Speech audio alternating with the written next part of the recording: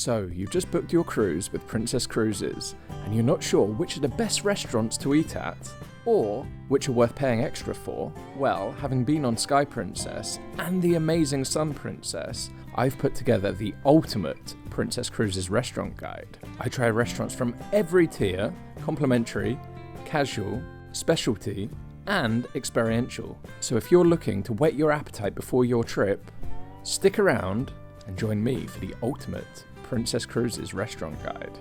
Let's do it.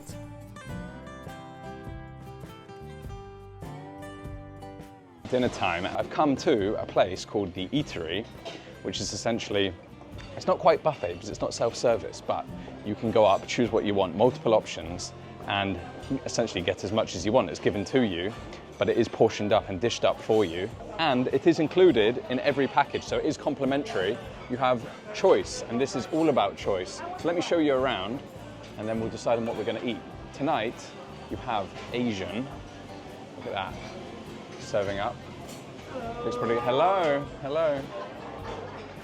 And there's a lot of space here because a lot of people do eat here. You've got still Asian poke bowls, tuna salad bowls. Everything is fresh. Everything is cooked for that day, of course. Got international section. What have we got here? Squid, chicken, little pork, grilled lamb, all sorts of things. You can see everything is labeled, and then you just essentially choose what you want and they'll serve it for you. Slightly different to one other ships, or the other ship that I've been on where you select it yourself. This is service, which is fine.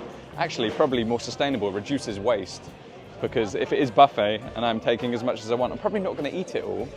Got Mexican tonight, ceviche it looks like, guacamole, all the sauces, all the different things for tacos and ribs. Looks pretty good. Ribs with the gravy, look at that.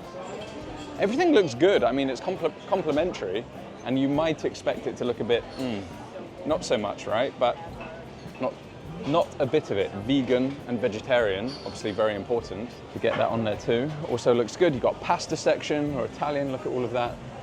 Cooked to order it looks like actually, with gluten-free options. Everything you need gluten-free. Got the healthy corner, salads. Don't think we're coming on a cruise to be healthy, are we? That's probably the one thing that we're not doing. Bakery and pastry. Yeah, we'll come back to them. Let's see what else there is. The fruit section. Probably not coming in on here to be healthy, as I say, but it's good to have it there. Different types of breads, all different types of breads.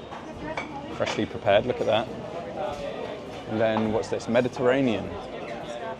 Little antipasties and croquettes and pickles, and I have no idea what that is. Beef short ribs. They look pretty good too. The choice, guys, the choice. This is the place to come. It's busy, isn't it? Back to Asian, oh, similar, same again, but we can actually see what they're serving this time. We've got chicken tikka masala tonight.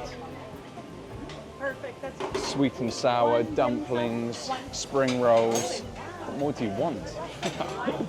And actually, I like this. All of the sauces you can imagine, including some pretty cool ones. Sriracha hot sauce.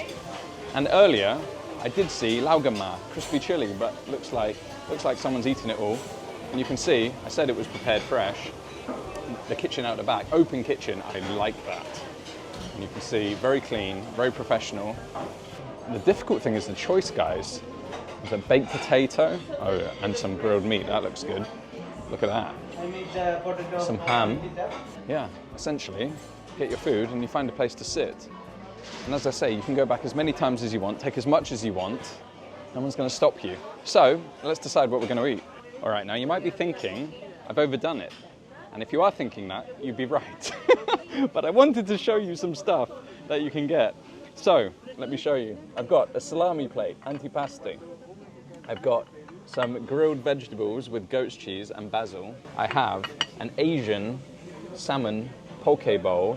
I also have a crab salad with egg. And I added a little bit of Tabasco into that as well, because you can never have too much chili in your life. Pesto pasta, and then a load of Parmesan on top of that as well. Spaghetti for me. I mean, you don't need to be a genius to work that out. Just a mixed plate, really. I guess American theme we could go with. We've got beef brisket. I thought it was ham, but it's beef brisket.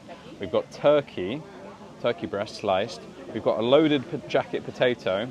We've got a fish croquette, or like fried fish, and mac and cheese. I guess we should get going. I'm not really sure where to start. I mean, that one can wait. Let's go in a logical order. Let's start with some antipasti. And I should have got some bread to go with it, but I think actually I've got enough food overall, but you saw the selection of bread. So we've got different types of salami. It looks like we've got mortadella, parma ham, salami itself, olive, and some like cured ham as well. Love that, I'm gonna go for that. Mortadella, favorite of my grandfather. My grandfather was Italian, so I remember him eating a lot of mortadella. Yeah, as I say, need some bread, but, well, let's balance it with some of the roasted vegetables. This one, we've got roasted pepper, roasted courgette, a little bit of roasted aubergine underneath too, a little bit of goat's cheese too. That goat's cheese is strong. Yeah, you can taste the goatiness. I love goat's cheese. If you don't like it, maybe you won't like that, but I love that they've gone bold, and the vegetables have been grilled on the grill, so you can taste the smokiness or the char on them as well.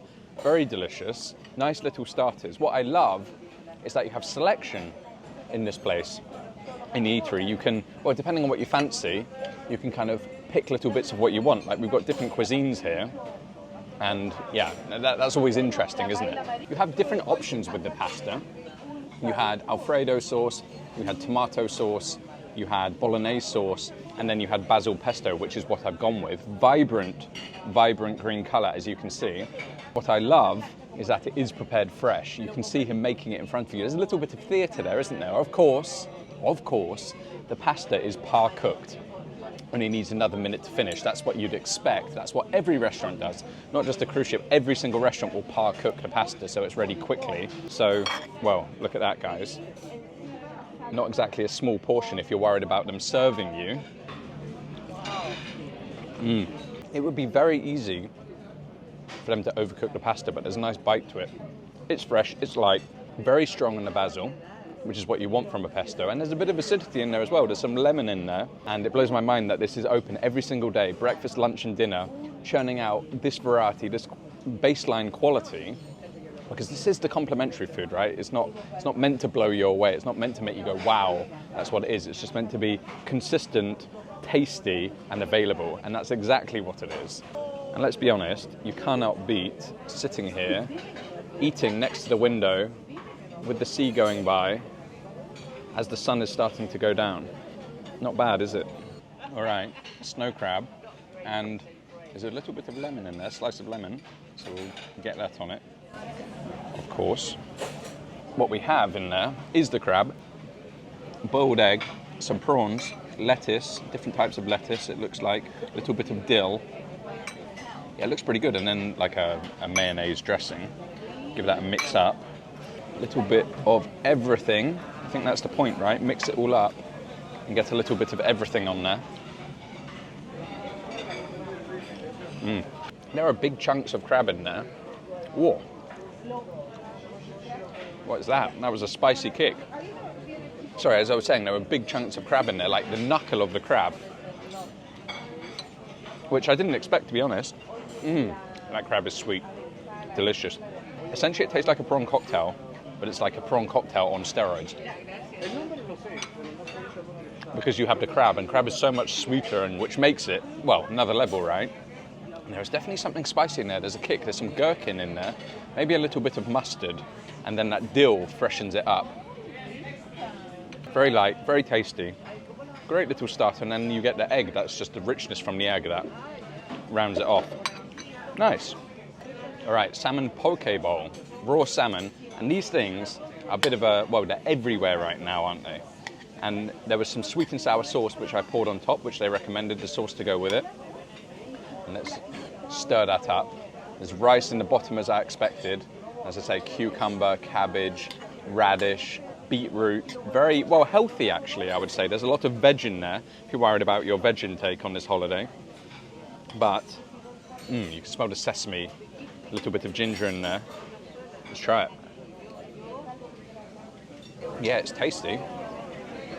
Salmon is good quality. You can taste the freshness, you can taste the sesame, but the earthiness of that beetroot comes through, and then the crunch of the cucumber, is really good. Which if you've never tried it before, you should try.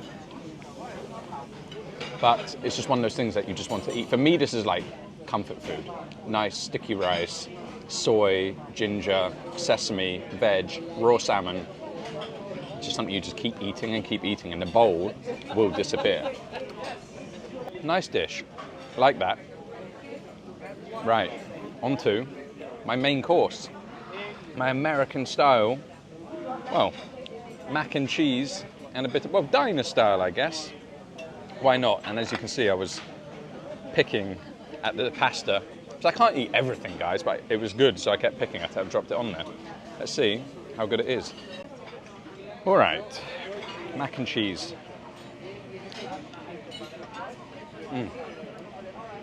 Rich and cheesy. I have not had mac and cheese for a long, long time. So as soon as I saw it, I was like, that is what I'm getting. And I've never really had it in this context with meat, with brisket, with loaded potato and fish. But why not? This is the whole point, right? Come here, try something new, see if you like it. So with a little bit of that brisket. Brisket is very nice, very delicious. You can see how soft and fatty it is.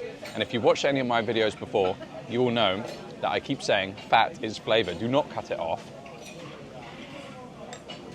It gives so much flavor and yeah, rich on rich.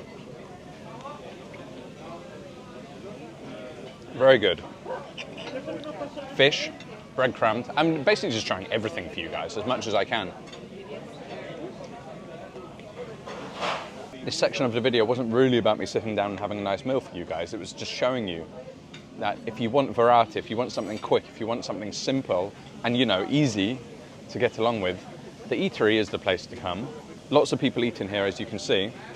As I say, it's on every package, so you're not going to have any additional charges. You could easily eat here every night because it does changes every day. The menu will be slightly different, so you're not going to get bored. And breakfast time too. Of course, this will be a good place to come for breakfast with variety. Maybe I'll bring you up here one day. But for me, first night, you know, getting settled, getting my bearings, working out where things are, and then what I want to do, getting the reservations booked, because that's what you need to do. It's busy, get your reservations in for the restaurants. I thought this was a good option, and it proved to be honest. A sweet treat. And to be honest, I wanted to get room service because last time I was on the ship, I had these amazing room service cookies, but I couldn't find them on the app, and someone's gone to find them. So I thought, actually, why not try some of the desserts that are here, because they do look pretty good. What have we got? We've got chocolate tart, vanilla mascarpone, blueberry cremeux. That looks amazing.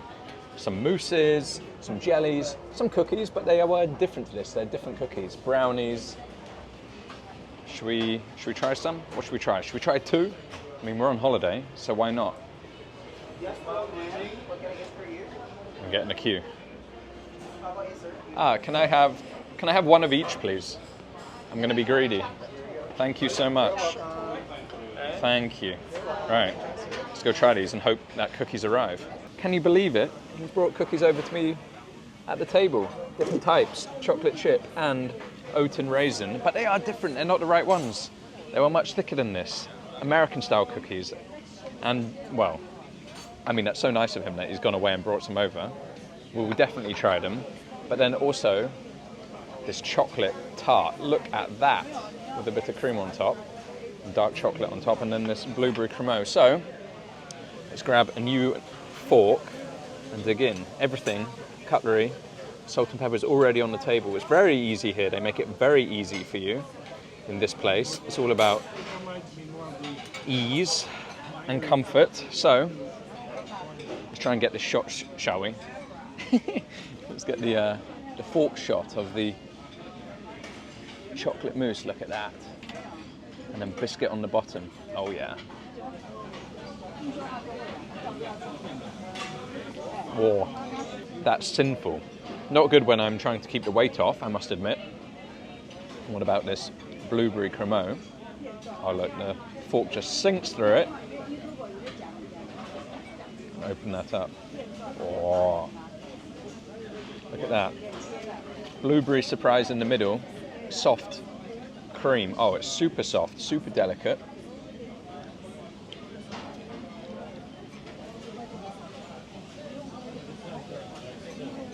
just melts like a little cloud in your mouth.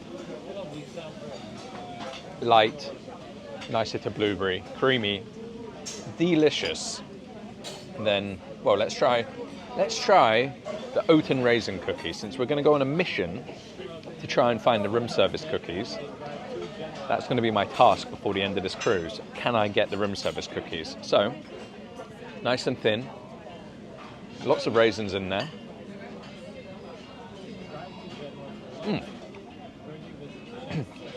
To be fair, they're good. Nice flavour. Cannot complain, but they're not the ones.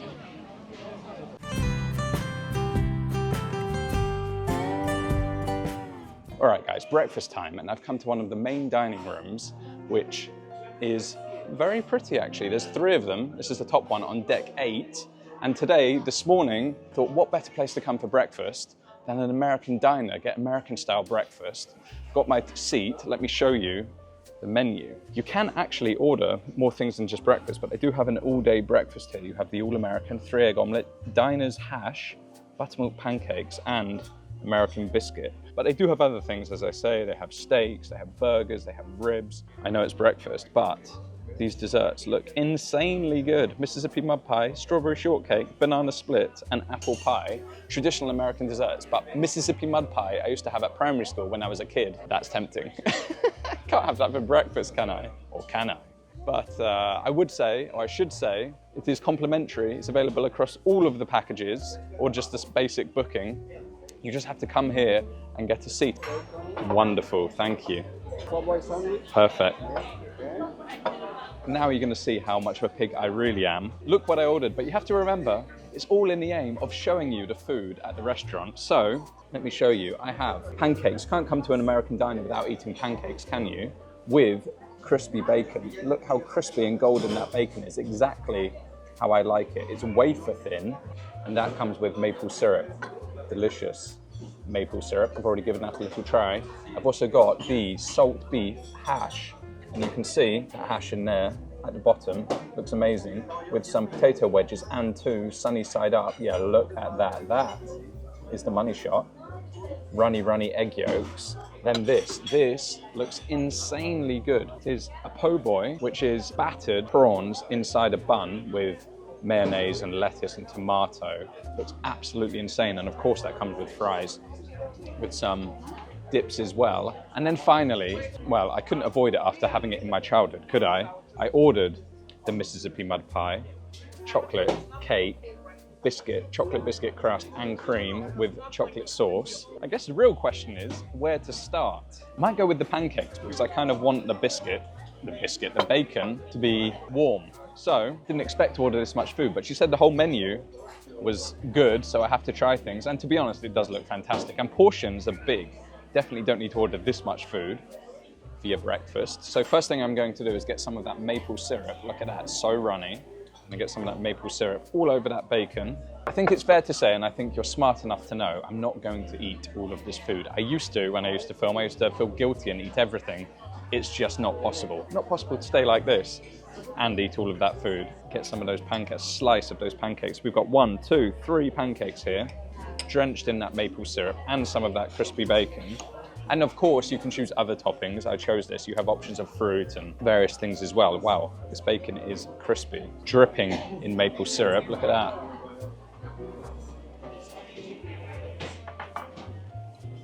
Yes. The pancakes are light and fluffy. Sweet, but not too sweet. I think because it's paired with the crispy bacon, you wouldn't want it too sweet. The sweetness is coming from that maple syrup. But for me, that bacon, you don't often get bacon that crispy and that savory, especially the places I travel to. So to find bacon like this, it's like wafers of bacon. So good. But if those pancakes weren't good, then the whole thing wouldn't really work. So thank God, you can see, freshly made. You can see them making everything over there, which is great. Yeah, delicious. All right, next up, and I'm gonna try the beef hash. And I've already shown you the eggs. The eggs are cooked perfectly. You get a choice of how your eggs are cooked, of course, as you would expect in any American diner. But that hash, oh, it smells good. You can smell the peppers, the onion, tomato. The hash itself in terms of the potatoes and the salt beef. So first I just want to try the hash, to be honest. It's rich, it's vibrant, it's super light actually. It's not as rich as I thought. You get tomatoey flavour, but we've got those eggs. We need to get those eggs into that hash, mixed up a little, get that runny yolk into there, and then a little bit of those potato wedges. Yeah, that egg yolk just makes it so much richer, so much more silky. Really nice flavours coming through, to be honest. Actually, and you know this one is good because despite having more to eat, I keep coming back and picking at it. It's not really breakfast, is it? But more of a brunch. But come on, I couldn't avoid this. Just look at the size of those prawns, big juicy prawns on the inside. But I kind of want a little more mayonnaise, or that, actually I think it's more tartar sauce. And I want a little bit more of that on the bun. Nice brioche style bun with salad loaded up and some of those fries. Let's try it. That is delicious. Might even be better than the beef hash. A light and fluffy brioche style bun, nice refreshing salad in there, tomato that actually tastes like tomato, and then the crunch through the batter of those prawns and into the juicy pop with that seafood prawn flavour. And then, just when it all comes through, that tartar sauce cuts through everything. Super delicious, super tasty, super, well, a bit of a guilty treat, isn't it? I might not be eating everything, but I'm not going to waste those prawns, am I? So good, especially in that tartar sauce, wow. And that's what's awesome about the complementary place, that you wouldn't expect that. Big prawn, king prawn sandwich, essentially, deep fried, on the menu. You just wouldn't expect that, but it is, and it is there. And just because it's the base tier, it doesn't mean you're missing out, let's say, on food in the higher tiers. But dessert, Mississippi mud pie. Let's cut through that. Or thick layer of cream on top. Oh, it just cuts through so smoothly. We're on holiday, so we shouldn't feel guilty at eating this at what? 10:30, 11 o'clock. Dessert can happen any time of day, can't it? Now, of course, I have big nostalgia for Mississippi mud pie from primary school. One of my best friend's mums was the chef, and she used to make Mississippi mud pie once a week, and I used to love it. So it doesn't quite fit that nostalgia, but it's good and it's tasty, and you can never go wrong with chocolate, let's be honest. I'm pretty happy with my breakfast. Don't read into the fact that I didn't finish it all. Everything was super tasty, and it's obviously not just me who thinks so, because half an hour later, this place is full.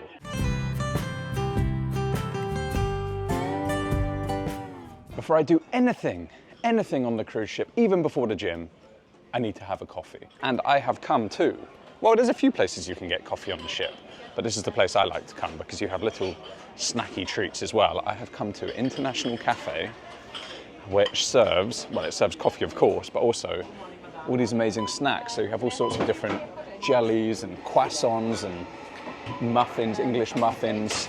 I'm not having breakfast or proper breakfast because I'm meant to be fasting, but maybe for you guys, I'll break it and try a pastry. But what I'm here for, what I need, is a coffee.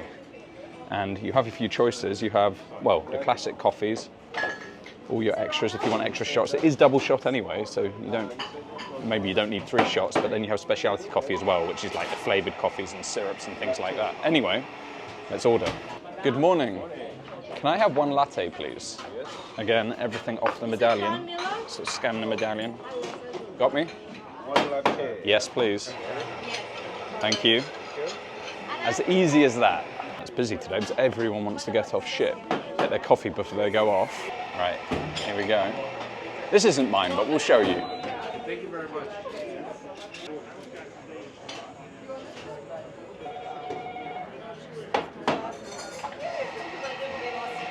Beautiful. All right, coffee's arrived. These guys do not stop. It is hectic. I could definitely not do that job, but I just grab some sugar and then we're going to grab a pastry, guys. Why not? We're on holiday. And I want to show you. So a little bit of sugar in there. Get this coffee going. All right, guys, coffee in hand and pastry in hand. Yes, I said I was meant to be fasting, but for you guys, I'm going to break it. You can't have a coffee without something sweet anyway, can you? I have, well, it's a little bit like a Danish. They call it an apple corner. And actually, when I saw it, I thought it was chocolate on top. But it's actually just a nicely browned pastry. Let's break it open for you guys. Oh, yes. Like a sweet apple inside. It's like latticed on top. That's the word. It's latticed on top. That's good. And you know it's fresh. We saw that they make them fresh and you can taste that. Very nice. And the coffee. Oh, yes. Yeah, I'll say again, those people over there work very, very hard, especially in the morning. It is non-stop at International Cafe. But International Cafe is open. This is crazy. International Cafe is open 24/7. So whenever you want a little snack or a coffee or a hot chocolate or whatever it may be, you can find someone at International Cafe.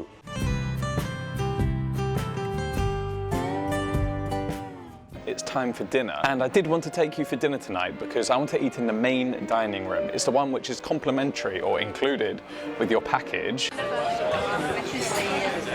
So it's pretty big. Apparently you can have 600 people in this restaurant, can make reservations, or you can just turn up and ask for a table. I think it's big enough that you can actually get away with that, just like I have now, even on a full ship like it is. But it is very, very beautiful in here, given that it's, well, it is the main dining room, right? But it's not the additional charge. It is included in the package, as I said, but it is incredibly beautiful in here. Anyway, I think we have, or I have, since I'm eating alone today, I think I have a window seat. There it is. There's my seat. And what a view. Look at this. Right on the ocean. Regarding the menu, a couple of things. You have princess favorites, which are always here, always on the menu. You have things like shrimp cocktail, Caesar salad, French onion soup, you know, classic things that you can get on the menu. And then you have the rest of the menu, starter soup, salad, pasta and mains. But the difference with these is, and it's actually incredible, at least it blows my mind, the menu changes every single day. No matter how long the cruise is, the menu in these main dining rooms change every single day. Can you imagine the amount of work that goes into that for the chefs down in the kitchen? Insane. What do we have today? What's catching my eye? Seared Arctic char sounds pretty nice, or the Nordic shellfish bisque. And that also looks amazing with, or sounds amazing with lobster cream. For the mains, we have salmon, chicken cordon bleu, roasted leg of lamb, pork schnitzel, or grilled beef flat iron. And then if you really want, you can add a supplement, filet mignon, lobster tail, or surf and turf, basically steak and lobster tail. But that comes with a little extra if you want to treat yourself and make the evening extra special. And you've got a couple of pasta dishes up here too. Pretty good menu, I'd say. Let me have a quick look and decide what I'm going to order. Choices, choices. First up, I have ceviche, which if you didn't know is a cured fish dish from Peru. In this case, it's cut up into little chunks and then it's cured with acidity. So it is cooked, but it's cooked with acidity. I love it. It's fresh and vibrant. It looks good, fingers crossed. It's got that spiciness and that freshness that I'm looking for. Yeah, it's delicious. You have the freshness of that lime juice, a lot of lime juice in there, the kick from the green chili, and a little bit of a kick from the onion actually. There's raw red onion in there too. That gives a nice flavour. Very, very good. A little bit of cucumber, a little bit of chili, a little bit of red onion, and some of that cured fish. Didn't expect to see ceviche on the menu here, I must admit. Okay, next up we have the Nordic bisque, lobster bisque. Inside, let's have a look. Well, you've got the bisque itself, of course, nice and thick. Look at the thickness on that. And of course, you can't have soup without more bread, right? So we'll have that on the side. But first, I just want to try that bisque. Give it a mix in, get that pepper in there as well, and get that cream mixed in. How good is this? Oh, it's good. It's rich. It's creamy again. I mean, there was a touch of cream in there as well, but the flavour of those lobster shells, you can taste it in there.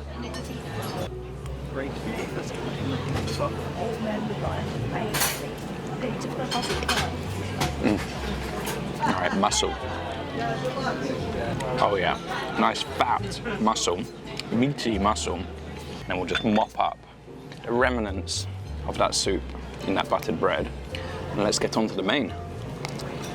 You know what, I don't know why I expected any different, but, well, maybe it's because this is the one that's included. I didn't expect the quality to be so high and so good and so consistent. Main has turned up.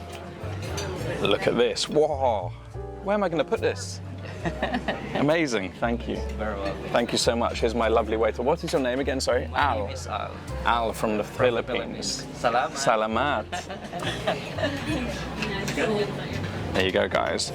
That looks absolutely insane. Pork schnitzel, and you've got underneath, you've got the vegetables, you've got the potatoes, cooked nicely with onions, softened onions, but just look at that breaded pork schnitzel, oh my. Haven't eaten something like this in so long in my time in Asia, so we're gonna get some lemon on that straight away. And we're gonna get stuck in. And you've got lingonberry jam, it looks like, to go with it. Authentic. And I have ordered a glass of red wine, so that will come soon. Wonderful, thank you so much.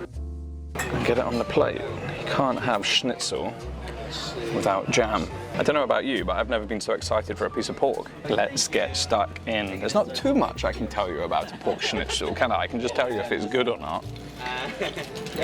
But incidentally, I should say before I get into it, all of the servers here, all of the staff here, well, everyone on the ship, to be honest, is just so friendly. Go out of their way to make sure you're having a good time. Anyway, sorry. So I'm gonna get some of that schnitzel, a bit of that jam, and some of that veg as well with the potatoes. Big portion or mouthful. Let's try it. Yeah, that is great, and there's only one thing that can make it better. It's a raw beef.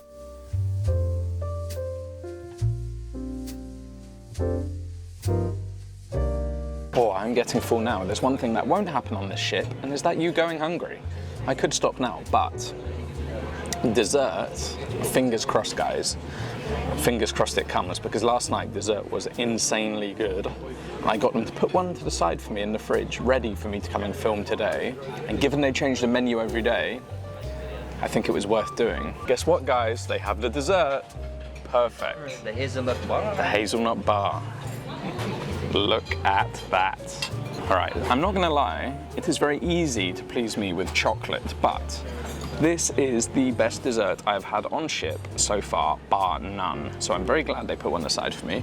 It's a hazelnut bar. You can see the set chocolate mousse on top. It's actually more like a chocolate ganache, and then underneath you have crispy, well, I'm not even entirely sure what it is, to be honest. And they've made it look so pretty, even more pretty than last night. Look at that.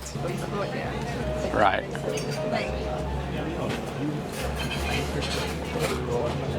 Oh man, I promise. It is so good. That on the bottom is like Rice Krispie, that kind of texture, light, airy, crunchy. Little twill, look at that. Oh, chocolate twill. But the chocolate is rich, deep rich in chocolate, but not too much, not too sweet, not sickly sweet. And you have a little bit of fruit on the side as well, which cuts through it, but the texture is what gets me. The richness from that ganache, the little airy mousse on top, and then that crunch from the base. Wow.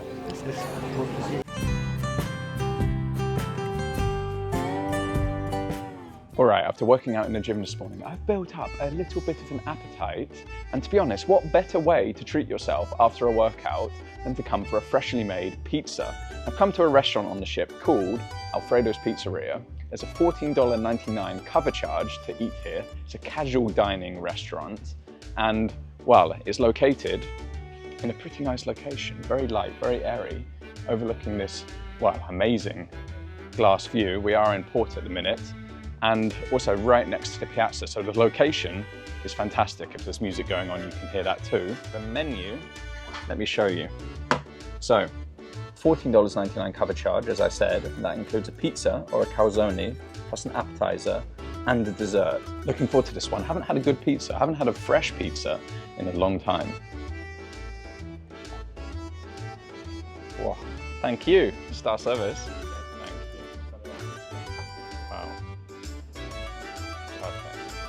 Yep, perfect. Thank you. Enjoy. Thank you so much. Enjoy. Well, guys, the two starters have arrived on the table. We have the mozzarella fresca, fresh mozzarella. Look at that, beautiful. You can just see the vibrancy on those tomatoes. And then the white creamy mozzarella. Then those slow cooked peppers on top. They're going to be hopefully sweet and sour peppers on top. A few olives. You've got some pesto there, and then underneath it looks like grilled courgette, and then topped with a little bit of green basil on top. And then the other plate, the cured meat plate, you have a little crostini, sun-dried tomatoes, olives, salami, prosciutto, mortadella, and some artichoke, and looks like the pecorino or Parmesan cheese. I'm sure it's one of them. Looks amazing. I think I'm going to start with the mozzarella. I say again, look how gorgeous that is with those huge plum tomatoes on the bottom. Just the colour, the vibrancy, look at that, cut beautifully. Drizzled in olive oil and oregano, I forgot to say, but I just want to cut into that mozzarella straight through that ball of mozzarella. There's a whole ball of mozzarella on there. Oh yes, creamy, white, gorgeous ball of mozzarella. How good does that look? Food is all about with the eyes, and just the colours popping off that makes me want to eat it. Yes, we are in the Mediterranean, so it's fitting that we're eating a dish which is basically like Mediterranean on a plate, isn't it? Get the creaminess, the cooling feeling from that mozzarella, because it is well, not fridge cold, but it is cool. And then once that creaminess comes through, then you get the pesto, the tomato, the sweetness from the red pepper. Very nice, very delicious. A great little starter, and it's light as well because you've got a pizza coming. You're not going to want to fill up on the antipasto. So I think it's a good shout. She just said, well, I've got a new waitress, and she just came up to me and said, oh, you don't want to try any cocktails, do you? And to be honest, these 15 drinks and drinking a lot of cocktails, last night it got to me a little bit. I took seasickness tablets, and I got drunk pretty quickly, and I was lying in bed thinking, oh, tomorrow I'm not going to drink alcohol. So I'm on sparkling water today, but the day is still young. So let's see how we get on. But the plan is not to drink alcohol today because I regretted it a little bit last night. Next up, the cured meat plate. And actually they have a really awesome looking meat slicer over there. So again, it's all sliced here. Looking forward to this one. I love sliced meats. And I don't know if you can hear, because we are next to the piazza, someone's playing live music or someone's playing guitar and singing over there. So the atmosphere is nice here. And you can imagine in the evening with the lights are a bit more vibrant and you're cruising along, the atmosphere is going to be nice in this area of the ship. But during the daytime, as I said, it's very bright, it's very nice. I just thought, wow, there's so much to eat. Pizza at lunch is probably a good choice.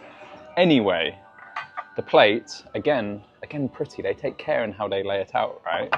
Even in the casual restaurant, they take pride in the plate and how it looks. So, it's a salami plate. Let's try it. Try a little bit of that salami. Yeah, really nice quality. You can see how fatty that salami is, and it just brings so much flavor. I mean, not all salami is good quality, right? You can get some iffy ones, but definitely good quality salami. Peppery, there's flecks of pepper in there too. Very tasty. And then with a little bit of that Parmesan. Yeah, nice. It's aged, but it's not super aged. It doesn't give you that itchy mouth feeling, but it is delicious. And then you've got all the other little bits on the plate that you just want to, well, pick up with your hands. You know, it's a nice little plate. Again, it's light before the pizza coming, and they're smart. They don't give you loads of bread or loads of croutons to go with it, because if there was, 100% I would be stuffing myself with the bread, but the pizza's coming, so they've thought about it. They just give you one little piece. So we've got special access into the kitchen, well, into the open kitchen, come around and watch them make our pizza. You can see professional pizza oven here with the stone base. Looks awesome. I can feel the heat coming off it, but look, here's the dough. Oh wow, look at the structure. Like a honeycomb structure, well not honeycomb, but you know what I mean on the inside. But all this dough is made on ship. You make it downstairs in the kitchens that we saw, and then you bring it up here, allow it to proof before shaping. This is Francesco from Napoli. Hello. How are you doing? Good. He's our pizza maker on ship. So the dough onto semolina. Yeah, semolina flour. Yeah, This we stretch a little bit, not too much. yeah. Oh, look at that, guys. Look You how... ordered margarita, right? yes, margarita, just the basic one. Unless you want to recommend something different. Yeah, maybe Diavolo pizza. It's a spicy salami with the black olives. Or bianco e nero. It's Okay. with the truffle and burrata. And Let's go Diavolo then. We'll change up, guys. We'll change up. Diavolo? Yeah, why not? Why not? So the tomato goes onto the base, spread out. Look at the colour, look at the richness. You've got all the ingredients laid out here, as you'd expect. Mozzarella, spicy It's salami, spicy, yeah. and then black olives. Yeah, this is more my pizza, guys. I just wanted to show you a basic one, but get the spicy, get the spice racked up. That's me. Here we go. Pizza paddle. Well, look at the size of it. It nearly killed me. Final stretch on the paddle. And you're off in a competition soon, aren't you? Yeah. To compete. Next month, in June, I will go to Naples to pizza competition. Awesome. Caputo, Well, Cup, yeah. we hope you're going to win. Into the oven. Look at this. And what temperature is this oven? 400. 400 degrees. So you don't have any hair on your arms anymore? No more. That's That's why I put long jacket. because you can feel the heat coming off it, guys. It is hot. And how long will that take to cook? Around 2 minutes and 10 seconds. This 2 is the- minutes. Yeah. 2 minutes and 10 seconds. You can see he's a professional because it's so precise. Right. Pizza, Oh, a smaller one. Ah, this is just to, to turn the pizza for, yeah.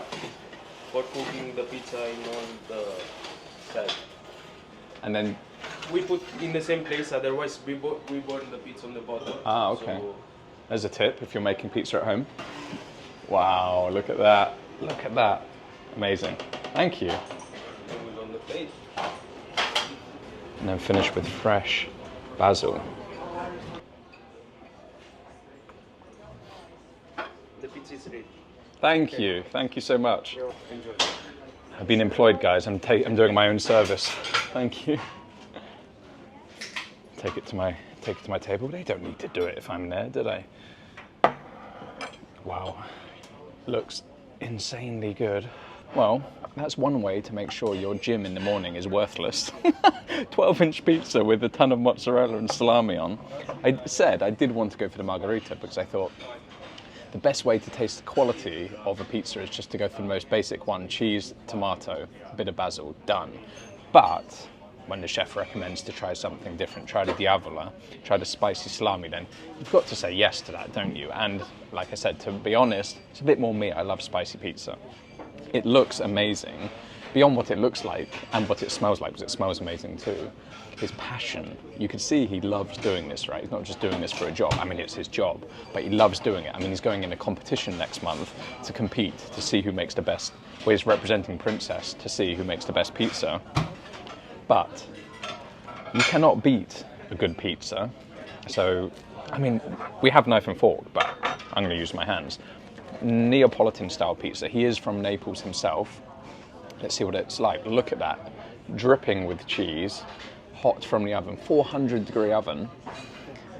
Let's try it.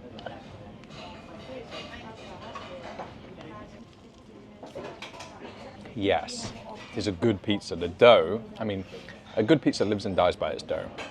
And you could see when he tore it open, the structure on the inside. It is very good dough. All made on ship, as I said. Fresh every single day.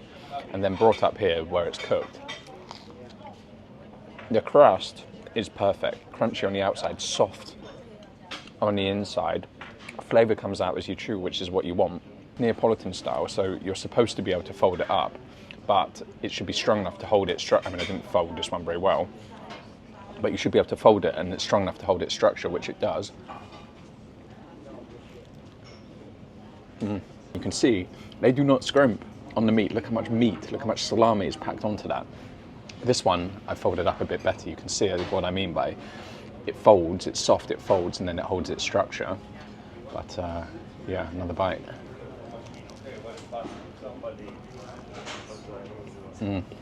Oh, I am full after that, but more eating. I said you can have dessert here. It's included in the cover charge, but I'm going to take you back to American Diner and have a milkshake and dessert there. So let's head over.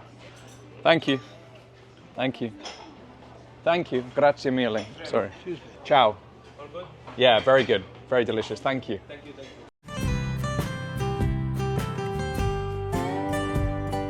Good evening, guys. I've come to my first specialty restaurant here on Sun Princess. It is Crown Grill, a steak restaurant. As with the specialty restaurants, there is a $45 surcharge to sit in here. But already looking at the menu, it looks pretty good. Let me show you what's on offer. We have, well, it's split into starters, soup and salads, steaks, as you'd expect from a steak restaurant, of course, chops, some other mains, and dessert. The menu looks pretty good. The restaurant looks pretty good. It's very, very pretty in here. Low light, darker light in here.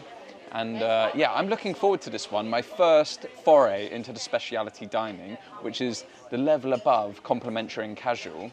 Let's see how it is. So I did ask the staff member what you can choose, and he was telling me you can kind of choose whatever you want and you'll be looked after. First thing that hits the table, I've placed my order, but I'll tell you what it is when it comes. But first thing that hits the table is bread. And to be honest, with my order, definitely too much food. Probably don't really need this bread, but I'll try it for you anyway, guys, because, I mean, in the other video, we did see that it's made fresh in the kitchens down below. Looks like there's a cheese brioche. Just look at the color. You can see how rich and buttery that brioche is, and then you've got the cheese on top. Let's try it. Warm, cheesy, rich brioche, as I said. Super delicious. I'm going to put it to the side because there is so much food coming, but the bread here is good. Good start. That was quick. Thank you. Wow. And I put the scallop in the middle. Thank you. Take a picture. Thank you so much. Thank you. Right, the two of the starters have arrived. You've got the jumbo scallops with herb beurre blanc, wilted fennel and leeks, and a little bit of, well, it looks like salmon roe on the top. It looks absolutely stunning. And then you have the large lump crab cake with cognac mustard, asparagus, fennel and scallions. Again, so pretty. Look at the color on that crab cake. Gorgeous, gorgeous, gorgeous. All right, to be honest, guys, I am impressed with the plating. It looks absolutely stunning. You can see giant, and it is big, a big crab cake on the plate. Yes, I've already cut it open for the camera, but if you think they're going to scrimp on the crab meat on the inside, think again. Look how much crab meat is jam-packed into that and everything else in there, the herbs, the vegetables, and then the sauce swirled around the outside. It looks gorgeous. It smells amazing. I haven't tried it yet, but I think it looks good. Thank you. And the staff, as lovely as ever, checking in on me already to see how it is. So I'm going to take a big mouthful of that and see how it is.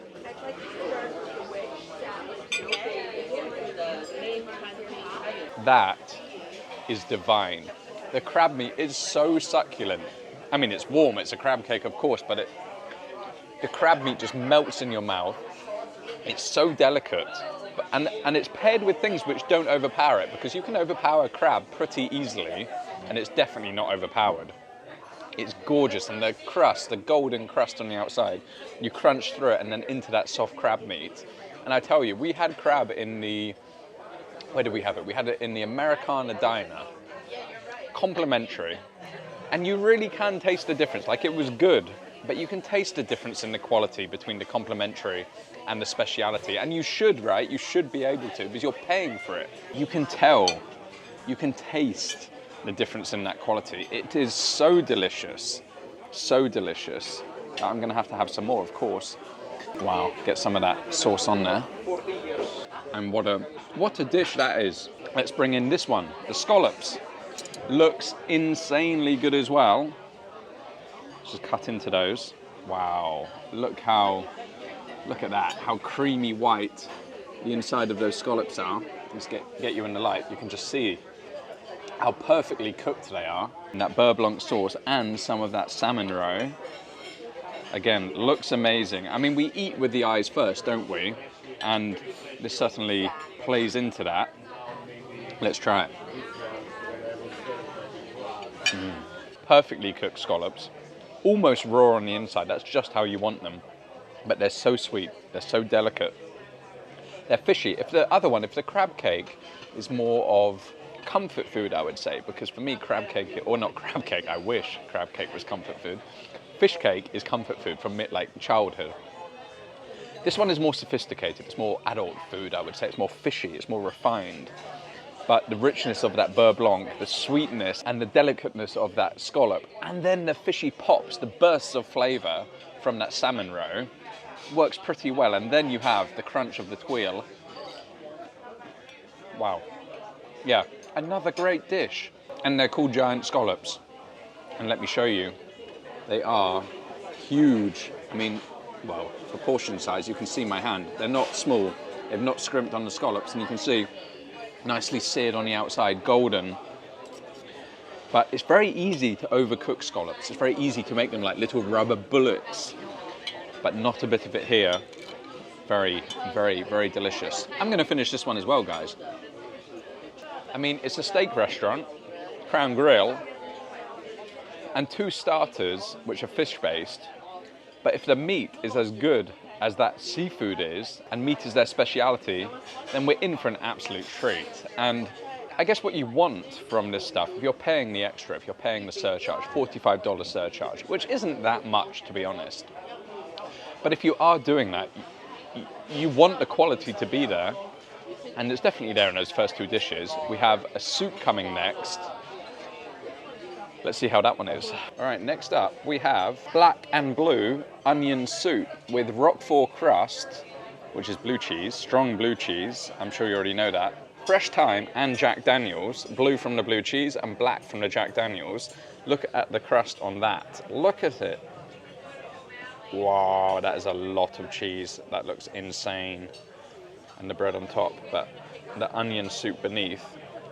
Look how rich that looks. It smells, honestly guys, if I could give you the smell of this stuff, I would love it. But yeah, sadly it's just me. You'll have to come here yourself. All right, I'm just trying to get the light set up so you guys can see me. It's getting a little dark outside, even though I'm next to the spectacular view, and I love it. I love eating next to the view. It's one of my favorite things to do, or it's one of my favorite things about being on a cruise ship, eating with the view of the sea, sitting right next to it. I said it smells good. It smells insanely good, this onion soup. So let's try it and see if it's as good as what it smells like.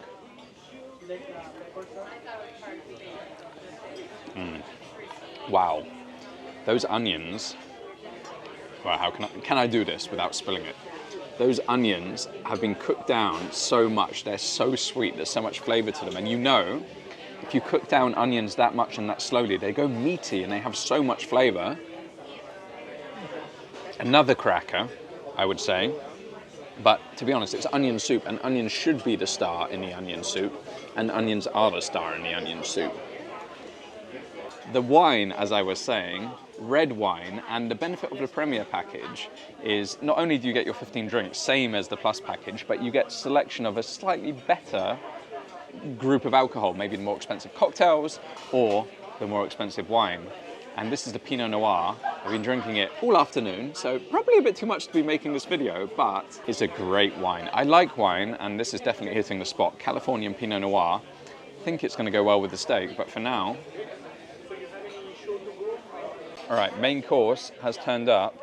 I have the ribeye steak off the bone, and he's so kindly giving me a little bit of lamb because I said that the lamb sounded interesting, or it sounded good and I wanted it. It's come with the sides. You get a choice of sides. You've got the sauces, the béarnaise sauce I chose, the sauce for the lamb, fries on the side with herbs and garlic. I've got mushrooms and asparagus. And then you get your choice of salts. But he gave me all 3. We have the black salt, the Himalayan pink sea salt, and the smoked salt. Thank you. And the smoked salt looks amazing. I mean, come on, that steak looks insanely good. You can just see the color on the outside of it, the crust from the bar marks. I'm gonna tuck in. He told me I should eat the lamb whilst it is hot. And, well, I'm gonna use my fingers, excuse me, I know I shouldn't, but just look at that, it's like a lamb lollipop. Looks amazing, so I'm gonna cut into that. I don't know how it's cooked. He didn't ask me on this one how it's cooked, so they just kind of did it themselves. Nice and pink in the middle. Wow, that is perfectly cooked. You can see it's got a fatty cap on it. That's gonna taste so good. Oh my God. That lamb, I haven't had lamb for a long time, and that lamb is spectacular. But the flavor from that lamb, and then it's so tender. Oh my God. so tender. But the fat, when you chew into the fat, it just releases all of that flavor, that lamb, meaty flavor. So good. He did say I should put this sauce on it, this rich sauce, this gravy, I guess. So we're gonna do that, put a little bit of that onto the chop, and then we'll try it with that. Wow. I'm so glad he gave me one of those. Didn't expect it. So with a little bit of that gravy, let's try it. Yeah, that red wine gravy just adds a richness. So good, and he's put a lot of pepper on it. I love it. Love the kick of pepper. But look, it's a lamb chop. You need to pick it up with your hand, like a little lollipop, and eat it like that.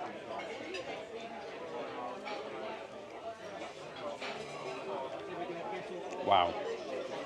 The inside is so succulent, so tender, but the outside is where it's at, where it's been on that grill. It's so smoky, it's so flavorful. I know this is a steak restaurant, but I'd be tempted to order that. The steak actually has a lot to live up to. So will it live up to it? And you can see they haven't really scrimped on the size of the steak. It's huge. Love the bar marks on top. Let's cut a cross section through it and just see how it's cooked. I asked for medium because ribeye is a fatty steak. It's well marbled throughout the meat, and for me, I prefer medium rare, but when it comes to ribeye, you want that fat to render down and, you know, go into the meat, so you have to take it slightly more just to give it a bit more time for it to do that. So let's see if they got it. Cut a slice through that, yes, perfect, perfectly cooked, as you would expect, nice and medium on the inside. Again, I'm going to try it without any of the sauces, just to get the quality of the meat, really. I love ribeye so much. It's my go-to. And yes, it may not be as tender as other cuts. It may not be as tender as filet mignon. But what you lose in tenderness, you gain in flavor because of that fat that runs through and because you have to chew to get that flavor out. It's cooked absolutely perfectly. Again, that smoky flavor on the outside from the grill. I loved watching them cook it. Great steak, great quality, as you would expect. But let's try it with some of those sides and some of that sauce. I ordered béarnaise, so we have a nice, rich béarnaise sauce here. So get a little bit on the side, and then we'll try some of that salt. Actually, we'll go with the black salt. Looks super interesting. So let's give it a dip in that. Little bit of black salt, little bit of béarnaise, and then we'll try a few of the fries afterwards as well. Look at that. How good does that look?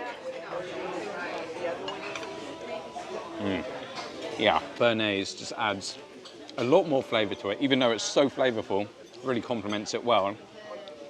And those salts are super interesting. The black one is great. I mean, it's well seasoned anyway, but the salts add to a next layer, and I just want to try that smoked one to see if it really is as smoky as what they say. Wow. Yes, as soon as I put that in my mouth filled with the smoky flavor, and I could smell it, came through into my nose. I love that you can customize your steak with different sauce, different sides, different salts. Really nice touch, I would say. If you're gonna have steak, you need to have good fries. They look awesome. Oh yeah. Oh yeah. I mean, if you had bad fries, you could really let down the meal. But actually, they call them garlic and herb fries, and you can taste the garlic. I don't know what they put, whether it's garlic oil or garlic powder, but you can really taste it. If you can't tell, I'm a very happy boy. All right, guys, what's better than one dessert? Two desserts. We have creme brulee cheesecake and baked Alaska. Baked Alaska looks incredibly beautiful. Look at that. Hold on, let me get the lights. It's getting dark in here. Look how gorgeous that looks. And you can see it's been, well, blowtorched, I guess, on the outside to give that almost tiger-esque look to it. And it comes with the cherry compote. Also, the creme brulee looks great too.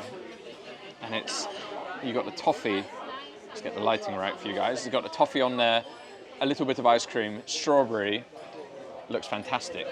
Can't wait to try them. I do have a bit of a sweet tooth. It's the reason why I look like this. But let's try this. Let's try this one first. Oh, it's got a honeycomb crisp on top. Let's get a spoon of that for you. Just look at the color of it. So yellow, so rich. That's delicious. Sweet, but not too sweet. I think after having the richness of the steak and all of the other food as well, it would be wrong to have a really sweet dessert. So to have something like cheesecake, which is well balanced, and this one is really well balanced, it doesn't leave you feeling sick afterwards. Dangerous. I'm going to finish it. And that is a problem. Baked Alaska. Let's see if I can give you a money shot of cutting into the baked Alaska and opening it up. Oh yeah. Oh yeah, look at that. Look at that on the inside. Wow.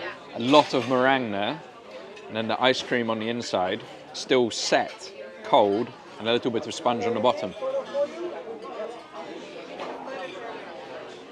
Yeah, you got strawberry ice cream, chocolate ice cream, the meringue, soft meringue, and then the toastiness from where it's been blowtorched on the outside. And then you have chocolate and cherry compote to go with it. Very good, very delicious. If I'm choosing between the two, I think the cheesecake's my favorite. The 10-tier chocolate cake also looked good. But if I see chocolate on the menu, I'm always choosing chocolate, so I thought I'd try something different. But yeah, I've had a fantastic time here in Crown Grill. Sometimes the hardest thing to get right is a good steak for a restaurant. Seems like such an easy thing, but so many get it wrong. Maybe not good quality steak, cooked badly, flavor not quite there. But Crown Grill, for speciality dining, gets it very, very right. And I've eaten here before, and I'm obviously eating here again. It's definitely one of my favorite places on Princess Cruises ships. And if you are on board, no matter for how long, you should definitely book yourself a place in Crown Grill, because I don't think you'll be disappointed. Definitely worth the money. Gets a tick, add it to your list. Book early because it's been full the entire night. So definitely make sure you get your reservation. Anyway, I'll see you guys at the next speciality dining restaurant. Catch you in a second.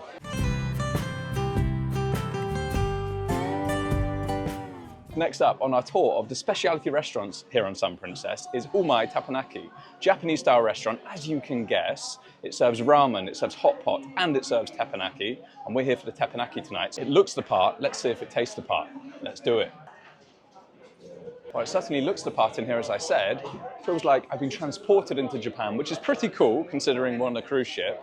It's communal dining, whereas you sit around the teppanyaki grill and you can see it's essentially just a hot plate, and then you have a U-shaped table around it. So again, a nice little experience. It's going to feel quite personalized for you, like the chef is cooking for you. Looking forward to this one. Let's check out the menu. You get a pretty extensive menu and you have a few choices on it. You have your starters that you get to choose one of, and then you have your teppan, the grill. What's going to be cooked on this grill plate? This is the teppan. You get to choose two of your own, and then it's served with rice and stir-fried vegetables. And then obviously, if you want to pimp up your dinner, you get to add a few extras with surcharge. I think we may add the Wagyu to ours, and then of course you get dessert and a choice of fruit sashimi, interesting, raw fruit, or mochi ice cream.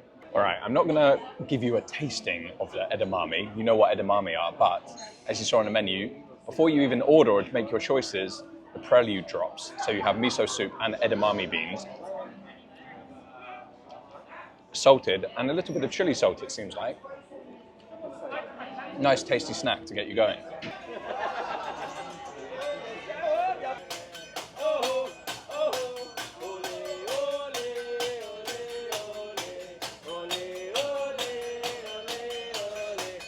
Start with the egg. Anybody want to try? Try now. Good, dapat yung ping pong bola.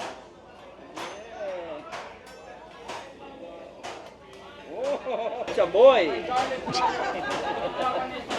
All right, guys, got to be honest. I had a little accident. This place is crazy. I wasn't expecting this. This place, the atmosphere in here is ridiculous. You've got singing over there. He's flipping eggs here. These guys are hungry. Look at this. Entertainment. I thought I was just coming for food, but I'm coming for a show. Japanese egg slide. Have the chef, huh? Yeah. See in your smile, I can see in your eyes. I like that. All right, while chef is getting going on the hot plate with the fried rice, the starter has appeared, and I've gone for the tonkatsu, sorry, which is the breaded pork cutlet. But you can see how crispy that is, deep fried, and then that creamy white pork on the inside. Let's try it. I'm going to give it a little dip in the tonkatsu sauce. Hey, this is called the Japanese machine gun. Yeah, it's nice, super crispy, nicely cooked, juicy pork on the inside, This is for my and then that dinner sauce, tonight. little bit of acidity in that sauce, which cuts through that fatty pork. Good little starter. We just had the starter, and he's still cooking. He's just finishing the fried rice, and I just wanted to turn the noise cancellation off on the phone, because I cannot even begin to explain the atmosphere in this place. I have not seen anywhere like this. Well, maybe the last time I saw somewhere like this was when everyone's drunk in a pub or in a club or something. But it's a restaurant. The shouting, the screaming. Look at this. Everyone having a good time. Absolutely ridiculous. So unexpected. So unexpected. But I love that everyone's relaxed and having a good time. That's what it's about, right? We're here to have fun. And definitely the chefs are here for us to have fun.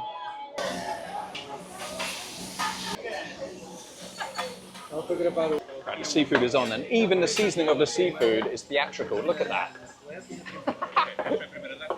Now, he's given us some of the fried rice, and you might think, with all of the theatre, it may not be the best, but look at this. Each grain is separate. It's light, it's fluffy, looks amazing, perfect colour, and you've got that.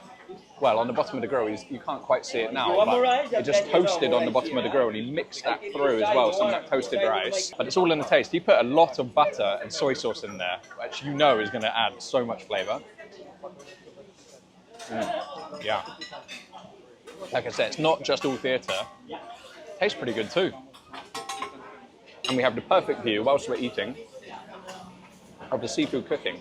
I'm enjoying this a lot, guys.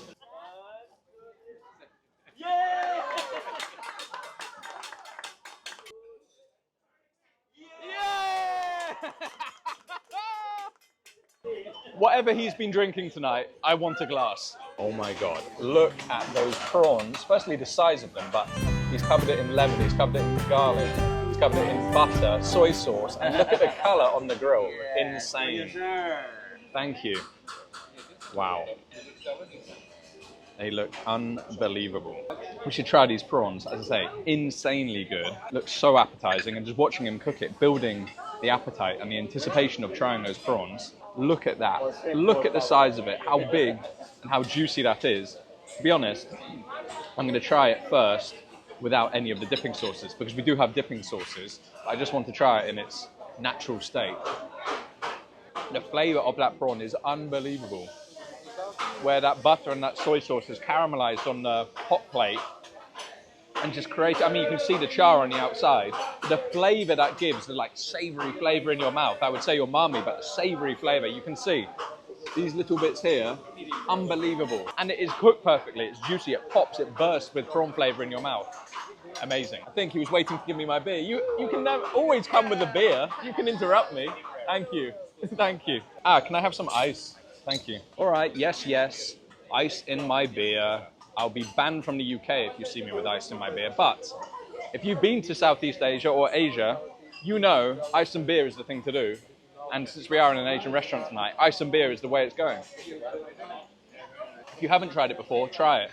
Cheers, guys. So we started the salmon skin side down, so the skin goes crispy. And now he's flipped it, and you can see, I think he's going to cook that perfectly in the middle. And then the scallops are nearly ready too. Wow, what an experience. Right guys, next up, look, the scallops have hit the table. Again, you can see the caramelization on the top of those scallops. Unbelievable. You know they're cooked perfectly. They're just starting to open up a little bit from that hot plate. But again, just watching them cook on that hot plate, I cannot wait to try them. So juicy, it just, as you squeeze it, the juices just come to the top. Perfectly cooked. Look how white and creamy it is on the outside, on the inside, sorry guys. Look how white and creamy it is on the inside, and on the outside, caramelized, golden, toasted. Little bit of a crust. Oh, it's good. I have to be honest, guys. We're early. We're still getting into the meal, but might be one of the best experiences I've had so far on some princess. Who'd have thought? Problem is, guys, I'm not meant to be eating everything because I've ordered extra to show you, but it's too good not to eat. I finished all the prawns and all of the scallops, and now they've burst into song again. It's just going to get me copyrighted.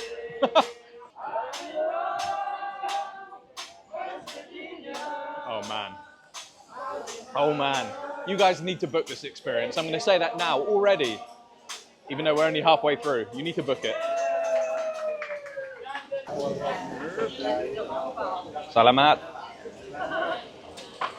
Look at that salmon.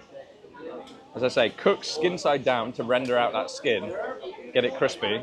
Hopefully cook perfectly in the middle. Should we see? We just break it open. I mean, it breaks nicely. Oh yes, look at that. Cooked perfectly in the middle. And then he's topped it with some of that fish roe and spring onions. Insane. If I'm honest, I thought he was going to halve them and give us half each, but he's given us the whole piece. That's a cracking value. Just flake a little bit of that salmon off and get some of that skin. Oh wow, that skin on the bottom. Look at that. That skin on the bottom, so crispy, so sticky, you can just see that. Wow. That is melt in the mouth salmon. You put it into your mouth and all those oils just come out and melt away in your mouth. It gives you such an incredible salmon flavor. It's really good quality salmon. And I say again, and I will say it again, with this theatre, you would think, oh, perhaps he's not going to cook it perfectly, but every single thing is coming out cooked absolutely perfectly. I mean, you can see the pinkness, the pink hue, just how I like it in the middle. Crispy skin, insanely good. Wagyu. Oh my. The Wagyu has hit the hot plate. We've got one of those coming. Look at that. And then you've got the chicken and the New York strip steak. But look at the marbling on that Wagyu. That's why you need to order a Wagyu. Fillet? Come on. If you've got the choice between fillet and Wagyu or strip steak, go where the fat is. This is the strip steak. Your New York steak. Wow. Medium rare, right? Perfect. Thank you. Wow. Look at that salmon, guys. Salmon. Too many beers. Look at that meat. You can see I asked it medium rare. Again, cooked absolutely perfectly. It's a nice fatty cut. Let's see how it is.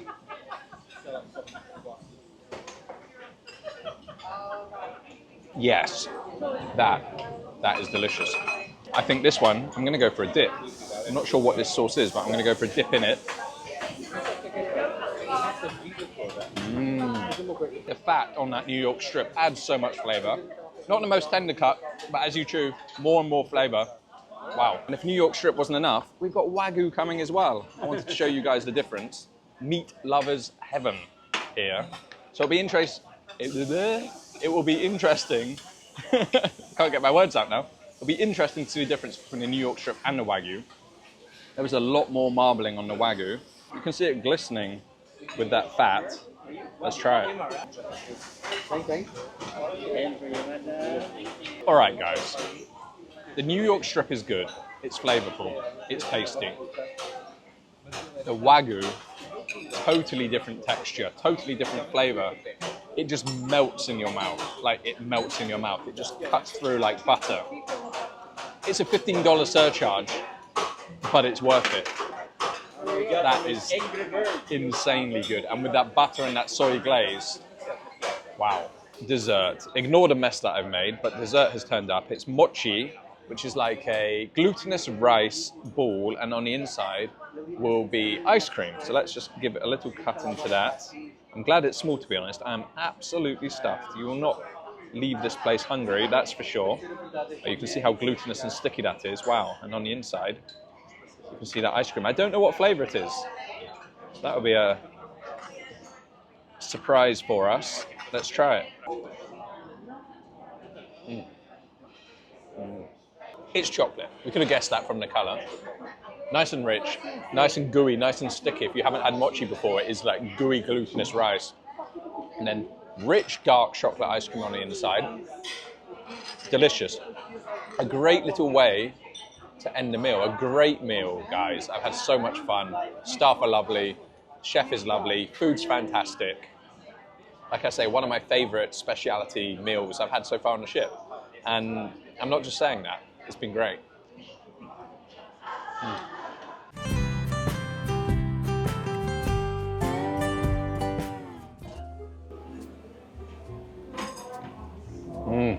Delicious. And normally the yellowtail is amberjack. I didn't realize, actually. I thought it was a whitefish, but it is still one of the tuna family, even though it is white. And then you have the other tuna nigiri, and you can see compared to the belly, it's a completely different color. More red, less fatty. So it's gonna have a more irony flavor, I would say. But still so rich. Honestly, guys, I cannot believe the quality of this fish. It's insane. I've eaten sushi in Japan, and that is like next level. You can't compare it to Japan, of course. But I've also eaten sushi in many different places in London and around Europe. It's up there with the quality. The quality of the fish is up there. The freshness. They definitely don't scrimp on this. It's premium quality.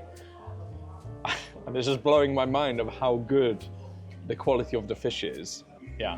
What else can I say? All right, next up on the menu is crab hand roll. And Clara's gonna make it for me, straight from the Philippines. So what do I say, kumusta? Ay, okay lang, kumusta po? Wow, crab, sesame seeds, and then wrapped up in that nigiri. Expertly done, thank you. Wow, I can take it. We don't need a waiter, do we? Thank you, sir. Thank you. Enjoy. Thank you. I'll do it, don't worry, don't worry. Next up, we have crab hand roll. Oh, they're a good laugh, love it.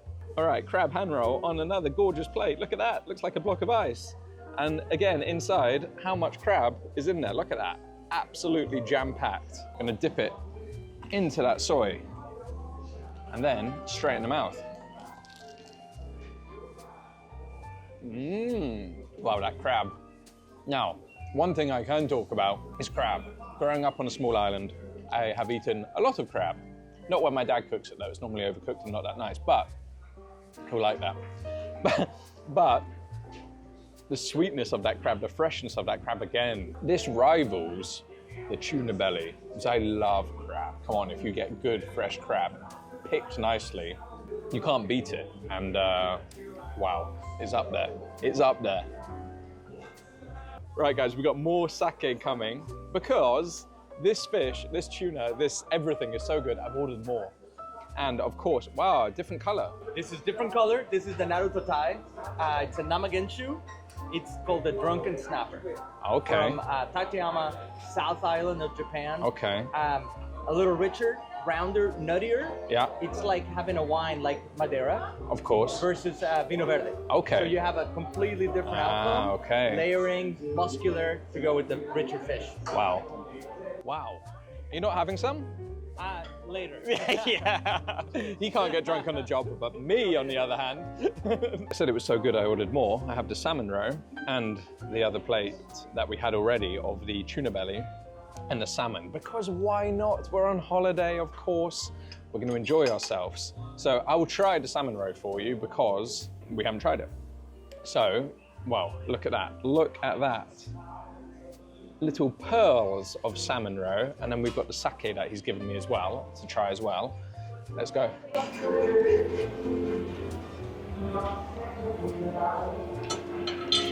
What I love about that is because it's roe, you get little bursts as you chew into it. It bursts with flavor in your mouth. Wow.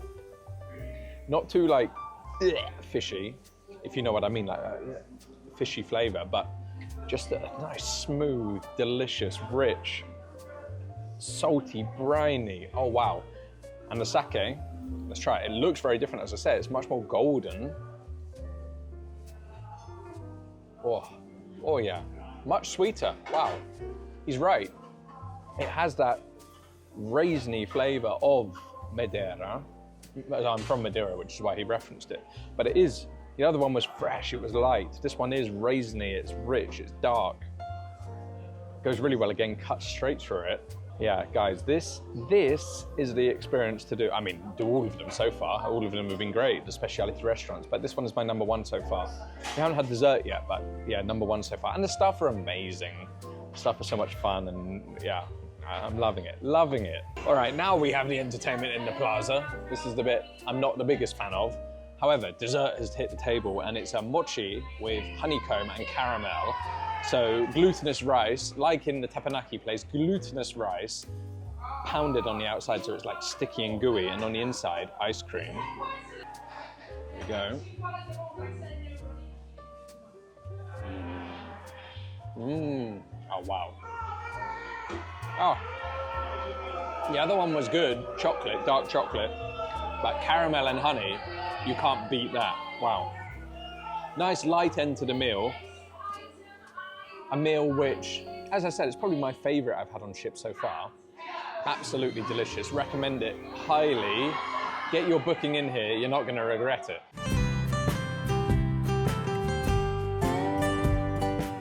All right, guys, I was going to eat in the main dining room tonight, the complimentary main dining room, but since we're in Italy, like with the gelato, I thought where better to come than the specialty restaurant Sabatini's, which is Italian, as you would have guessed. So yeah, that's what we're gonna have tonight. Let's do it. Actually, before I sit down, let me just show you this place because it is gorgeous. You can see, nice, very nicely themed dining room with this gorgeous, gorgeous centerpiece. I wouldn't even know how to describe it. It looks like it's coming out of the ceiling and up above. Very, very beautiful. And I love the colors. You can see pictures of Tuscan rolling hills in the background, and then the table setup is also gorgeous. But I would love to sit out here. The atmosphere is nice here, everyone enjoying their dinner, but I need to film. So we're gonna be on the side, which is fine. Not where I would sit if I was not filming, but got my table. Let's check the menu out. All right, guys, the menu. Let's take a look. Straight into the wine list. Maybe we'll come back to that. Oh, nice. It is set out exactly how you would expect an Italian menu to be set out. Cover charge of $45. Should say that, because it is a specialty restaurant. You get to choose, it looks like, multiple courses. So you have soup and salad. You get to choose one of them. You get to choose antipasti course. And then the primi piatti, which is all of the pasta, maybe risotto in there too, you get to choose that. And then the secondi piatti, which is your main course. And then of course, there's gonna be the dessert to choose. So there's a lot of food. I've got to be honest, guys, I ate in Sabatini's on Sky Princess, and it was okay. I will give it that much. It wasn't bad, it was just okay. For a specialty restaurant, I thought it was going to be better. So I'm hoping it was just a bad night, and this is gonna be much better. Oh, yes, extra virgin Italian olive oil. And not only that, some balsamic as well. Straight from Modena. Thank you very much. Thank you. And if you're wondering what that's to go with, it's the bread. So we've got white bread, we've got focaccia, and we have another roll that I've forgotten. Plus, you have the little taster that comes out. You have the polenta fries with the spicy tomato sauce. Looks pretty good. I mean, so good. I'm going to take one straight away and dip it in that tomato sauce. Oh wow, you can see how golden and crispy that is on the outside. Let's try. Cheesy polenta. What a crunch as well. Look at the thickness of that polenta on the outside. So crunchy, so crispy. And then with that, well, there's a good acidity in that tomato sauce. It's rich. There's basil in there as well. Okay, we should try the bread, even though I don't want to try too much of it because there's going to be so much food to come. A little bit of salt into the olive oil and the balsamic. I like doing that. Let's try the focaccia. We're in Italy, so let's try the focaccia. You can see nicely golden on top and soft and fluffy in the middle. Look at that. You can see the holes in it. Again, I'll say again, made on board. All of this bread is made on board. We're just going to dip it into that balsamic and into that Italian olive oil.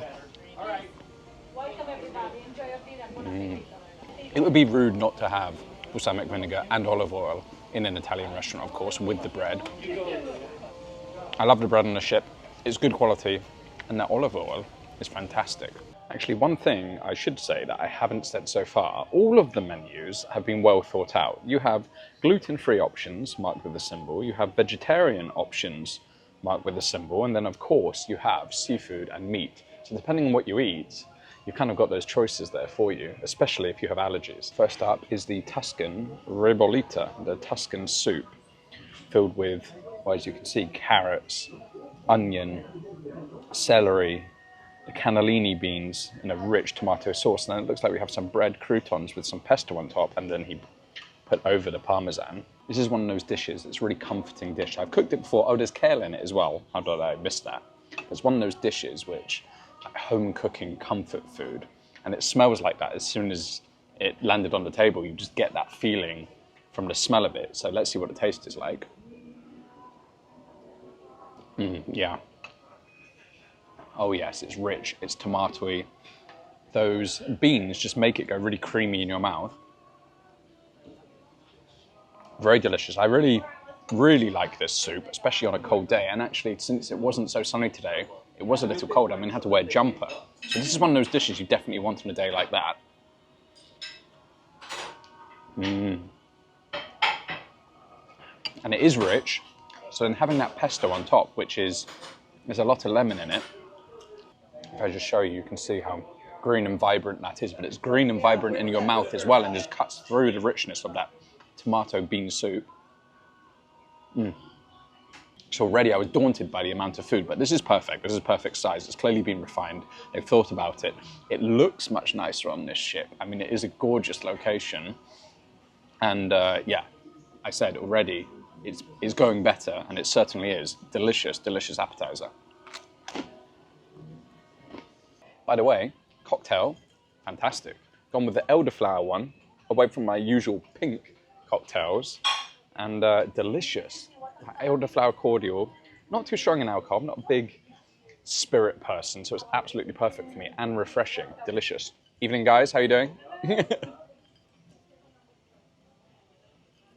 Wow, guys, next up, beef carpaccio.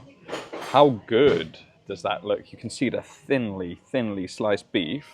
Shaved parmesan on top, little bit of salad, the capers, some larger capers and some of the smaller capers, tomatoes, and then that mustard aioli looks absolutely amazing. Oh, right, I'm looking forward to this one.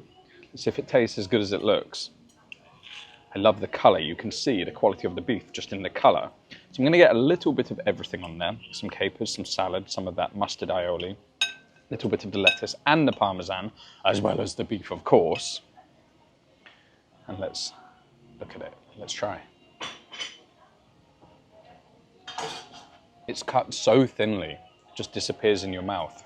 But all of it together, the saltiness from that parmesan, the creaminess from the aioli, a little bit of heat from the mustard, crunch from the lettuce, pop of saltiness, brininess from the capers. Delicious, delicious, delicious.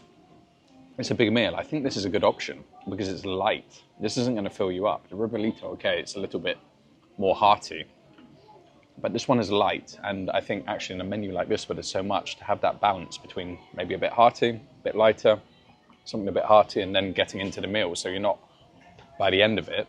I enjoyed that one. Can you tell? Parmesan cheese. Yes, please. Wow, look at that, guys. 3 huge tortelloni with lobster, and of course, a little bit of parmesan. That's perfect, thank you. Buon appetito, enjoy. Thank you. Thank you very much. Let's cut into this. I just want to show you. Wow, look at that. You can see on the inside there's like a, wow, a filling of lobster. Look how delicate and dainty that is. You can see the quality of the pasta because of how thin it is. And then you've got that creamy lobster sauce with it. As I say, chunks of lobster as well. They don't hold back on the lobster. There's a good amount of lobster in there. That is delicious. Really, really big hit of lobster flavor actually. And in the sauce, they've definitely used the shell of the lobster, but you don't get that much flavor from the lobster in the sauce without cooking down those shells and blending those shells up into the sauce. But the sauce is good. The sauce is delicious. The sauce is rich. The sauce is creamy. I love it. like those little pops of lobster meat, along with the filling of that pasta, and then the silky, silky, rich egg pasta. Yes, so good. I didn't ruin it with the Parmesan. To be honest, I wouldn't, if you asked me again, I wouldn't have the Parmesan. It doesn't make it any worse, but I prefer just the flavor of the seafood to shine through. Top quality dish. Yeah, really guys, top quality dish. And I wouldn't just be saying that because I came a little bit skeptical after eating here last time, and it must have just been an off night. It must have just been an off night because it was like two different restaurants, essentially. And this is, well, I'm a happy boy. Let's put it like that. The next course is here.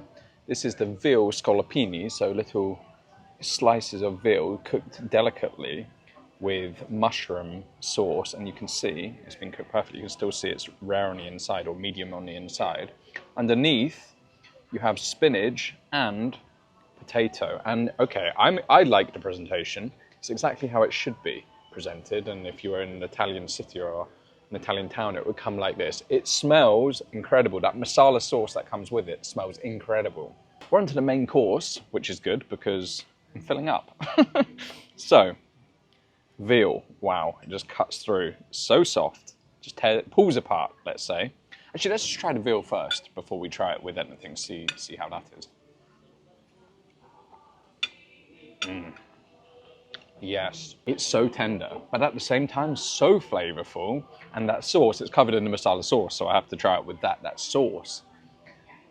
Again, so powerful, so rich, just a bit of a flavor hitting your face, but it doesn't overpower it. It works perfectly with that veal. And then the accompaniments as well, the mushrooms, the spinach, and then some more of that veal. I mean, they're big, bold flavors. They all work together. Wow. Another one, guys. What am I going to say about this place after coming as a skeptic? And it's converted me. All right, guys, one course to go. Dolci, dessert. Choose one. We have the cannocini, Italian cream horns of buttery puff pastry filled with chantilly cream, tiramisu, of course, ricotta cheesecake, marzipan tort, and a chocolate hazelnut tart. Which one would you choose? Let me know in the comments, and then I'll let you guys see what I choose. We have Sicilian marzipan cassata tort with liquor-drenched pound cake, sweet ricotta, and candied fruit. Doesn't look how I expected. It looks way prettier than I expected. And this, I couldn't decide between the two. So, chocolate hazelnut tart, crunchy hazelnut crust filled with Nutella and chocolate sauce. Looks incredible. And then you've got what looks like either chocolate ice cream or chocolate cream on top. And if you can't have two desserts, have three. I've got a dessert cocktail, I think. Thank you. Wow, that looks amazing. Can you remind me what's in it? This one is a signature tiramisu. Okay, and then it is Bailey's, chocolate, Kahlua, liquor 46, but no espresso in this one, right? Without okay, espresso. thank you. you. Want to keep I did want a good sleep. Exactly. Yes. Thank you so Please much. enjoy. Thank you. All right. Well, then before we get tucked into that, look at this. It's meant to have an espresso in there, but I won't sleep if I have espresso. So I asked them without espresso. Let's try it. Whoa. Wow. That is dessert in a glass. Wow. That's good. Pleased with that choice. On the Premier package, if you've got that, definitely get one of them when dessert comes. Wow. Anyway, this ricotta dessert.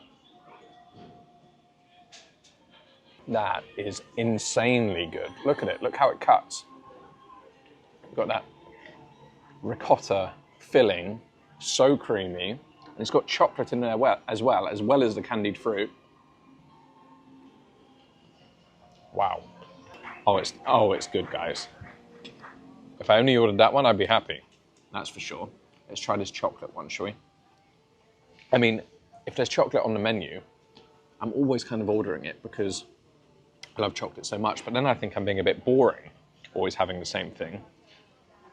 There's chocolate cream on top. You've got those chocolate shards. I mean, it's pretty as a picture.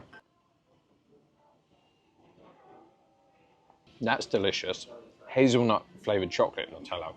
I don't think it is Nutella, but it is that hazelnut chocolate. And then the crunchy biscuit. It's very rich. It's very, I mean, I don't really get sickly sweet. And that's a problem for me because I don't have a filter that says, Joe, you're eating too much sugar, stop. But I can imagine if you did have that, this one would kind of trigger that into you. It's delicious if you have a sweet tooth, if you love chocolate like I do. This one is delicious, but to be honest, it's kind of like something you can get anywhere. Not anywhere, but you know what I mean, it's a chocolate torte. It's not unique. This one, on the other hand, this one is insanely good. And I haven't eaten anything like this anywhere else. That's the one I'm choosing. It's so good. And what better than to wash it down with your dessert cocktail? All right, guys, so those two desserts finished me off, but what a meal. Completely changed my view on Sabatini's. If you want a lovely evening Italian meal in a speciality restaurant here on board Sun Princess, definitely one of the options. Worth every penny, once again, at these speciality restaurants. Perfect end to my day in Italy, perfect end to my day on Sun Princess. I am at a restaurant called The Catch by Rudi. I cannot wait to have some good quality seafood. You cannot be sat on a cruise ship looking out to sea and not eat some seafood. So let's go inside, take a look, and sit down for some amazing seafood.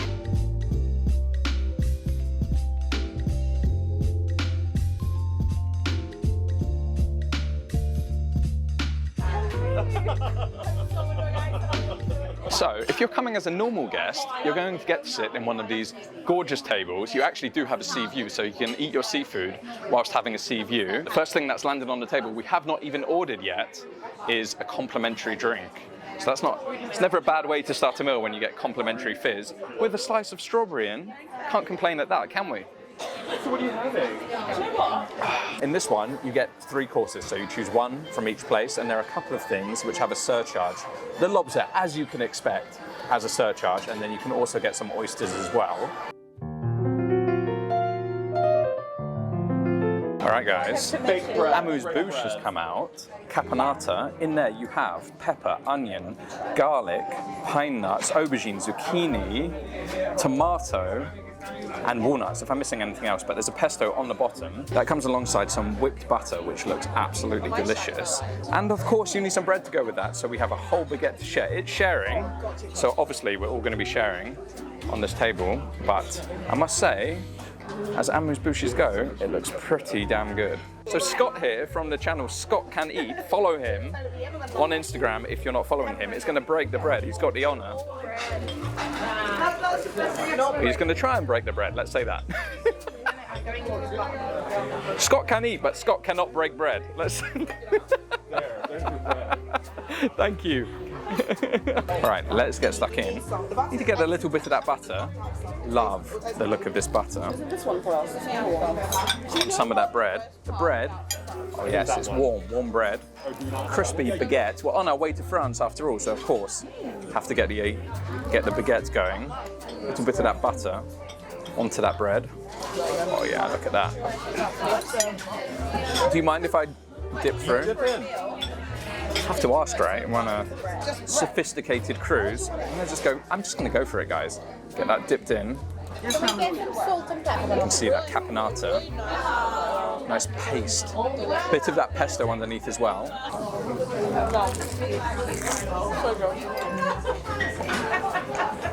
That's hilarious. You're gonna love it. The vegetables are cooked quite nicely. You can still taste the individual components, and then the freshness from the pesto comes through. But for me, it's sitting on a warm, crispy bread or crunchy bread. That's what makes it so good. But flavor-wise, I just realized the white bit on the dish is actually goat's cheese, and there's quite a nice flavor coming from that. Not too strong, not too powerful. I'm not the biggest fan of goat's cheese, but it definitely adds something to the dish. Can't stop eating it though. Next up, the starters.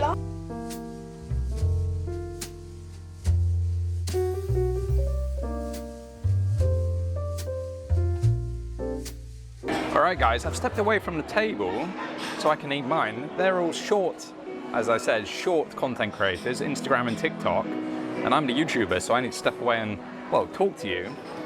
I must say I'm a little bit disconcerted by the fact that the pianist in the foyer or the atrium is playing My Heart Will Go On, which is the Titanic song.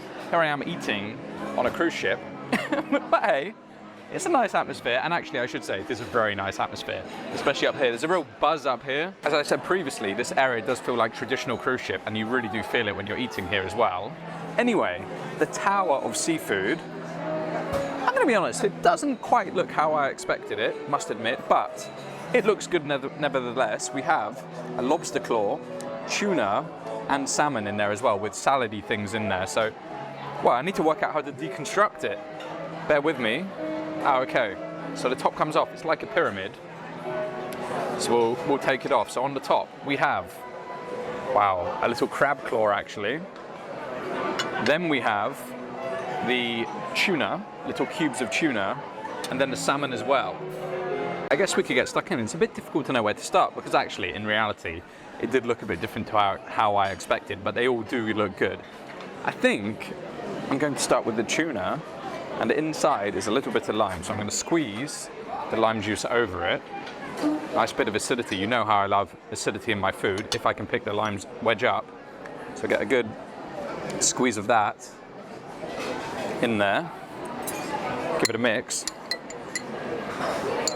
Oh, it does look good. I love fresh raw tuna. And it looks like there's also a bit of radish and a bit of carrot in there, sliced incredibly finely. A little bit of a lettuce leaf and cucumber. Anyway, let's try it. Oh yeah, Asian flavors for sure, straight away on that tuna. Sesame oil, and then the freshness that comes from that tuna. That can only come from that tuna, should I say. Really super delicious. And a little bit of avocado in there, which gives this like creamy richness on the palate as well. Very, very good. All right, next up, I'm going for the salmon. And you can see that I'm leaving the crab claw for the end because I absolutely love crab. So yeah, forgive me for that. But lemon juice this time goes in on that salmon. Again, for the acidity, you've got to do that. And it's the same concept, I think, inside. It's like a little bit of cabbage, lettuce, cucumber, and then those cubes of salmon. Orange salmon, very fresh, you can see. How's everything, Sir Joseph? So good. Good? Very good. The Asian flavors, I was like, Wow, wow, of course, so good. Thank you. Enjoy. Thank you. Yeah, very good, of course. Enjoy. And the service here is so good. Coming to check all the time to make sure you're happy, you've got everything you need, that the food is okay. But yeah, the salmon is not quite this power of Asian flavors in there. You can taste the salmon, very rich. I love that rich, fatty taste from salmon. And finally, last but not least on this starter, on this first course of this 3-course menu, is the crab. I've already added the lemon juice, and actually it looks like below there is a little bit of crab meat. Oh, as I nearly drop it out, a little bit of crab meat on a lettuce leaf and some seaweed. So I'm going to eat that first. Looks great actually, like a crab pate.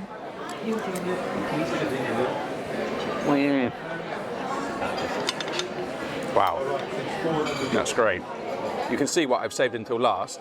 The money part, well, the money shot. The best part on the entire plate, the crab claw itself. It's been cracked, I would say, into a little popsicle, a crab popsicle.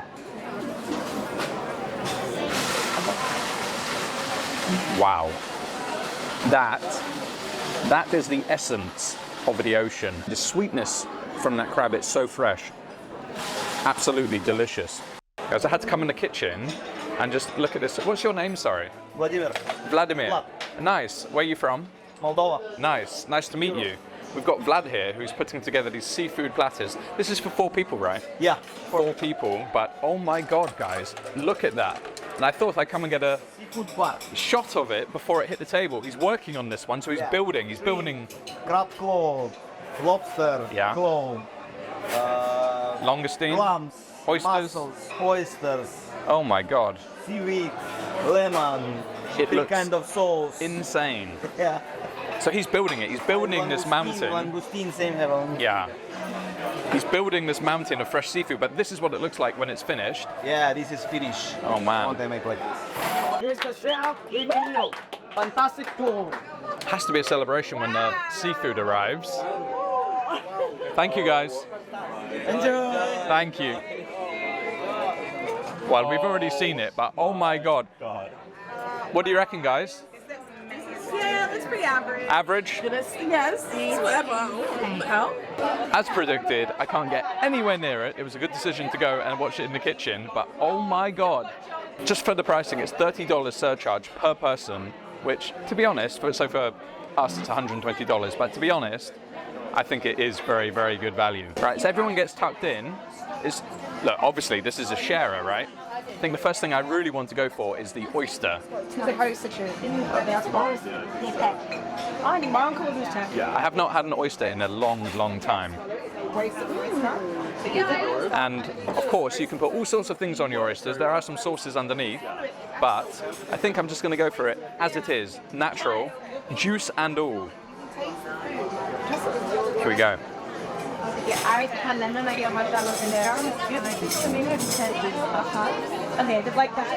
Wow. Fresh, salty, taste of the sea, like the crab earlier, but on another level. It's actually, as Beb said, it's a bit overwhelming. You don't really know what to pick. Longustine, nice meaty longustine, cut open, and just pick out that meat. Thank you, babe. Oh. This is heaven. All right, next up, prawn. In American style sauce for the prawn, which is horseradish and tomato ketchup. And dip that in. Oh man. If you have not had the American sauce and you've just had the British one, which is Mary Rose sauce, let me tell you, you are missing out. I've got to say, the entire platter is fantastic, but for me, my favorite thing on the entire platter and on the starter is this, the crab claw. Simple, unadulterated, nothing on it, just pure, sweet, fresh crab meat. Oh. What do you reckon? Do you think we enjoyed it? Scott, how was it? The main course has turned up, and first thing I'll say is apologies for the sound, but the entertainment has started and we are in the open area, so apologies, I didn't have to speak over the music. Anyway, the main course, oh my god, I did not expect. Yoo-hoo! Enjoy, bon appetito. Thank you. I did not expect so much food to turn up. We have the whole lobster, of course, that's what we ordered. But then we have fingerling potatoes, 2 types of cauliflower puree, bok choy, some greens, and some cheesy fries, cheesy truffle fries. Oh man, where am I going to put it all? Right, in the intermission, oh no intermission, they carry on. Anyway, on the main course, the lobster is a $30 surcharge. You have 2 types. You have this one, which is the split one, which is what I've gone for. It's oven grilled, and it comes with all of these sides, of course. Or you can have just a tail. It's a larger tail, but yeah, it's just a tail. The benefit of this one is you get the claws, and you have to break the claws open yourselves.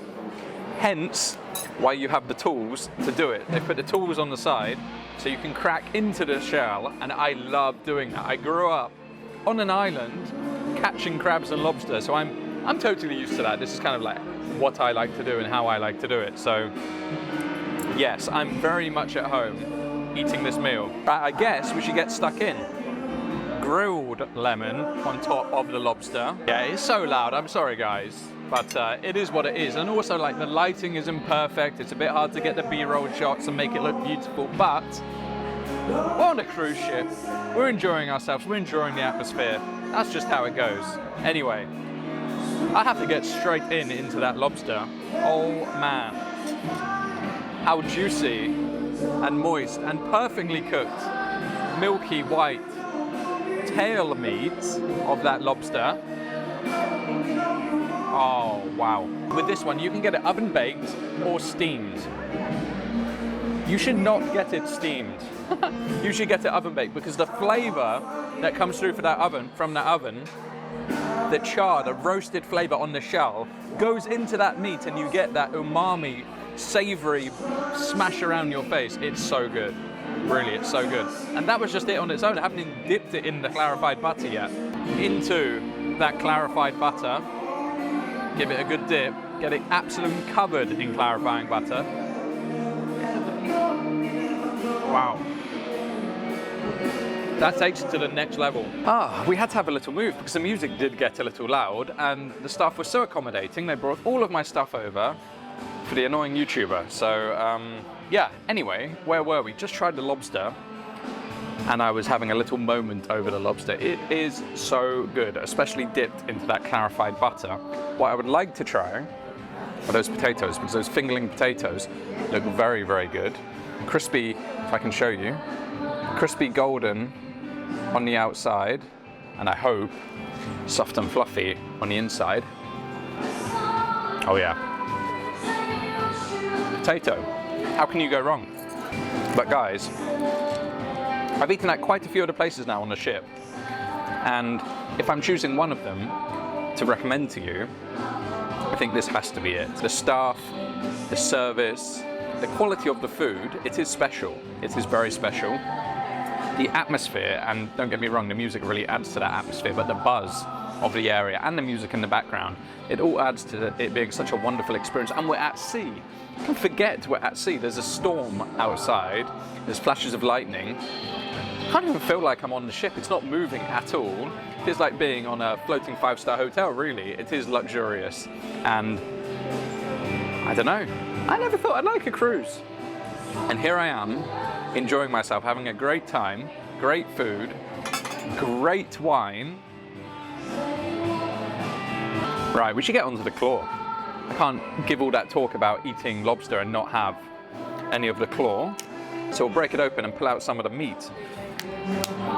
And there's only one way to do it. You have to get your hands. Yes, you have the tools, but if you can use your hands, you have to. Look at that knuckle of meat. You just know it's going to be good. Dip it in the clarified butter and eat. Oh man.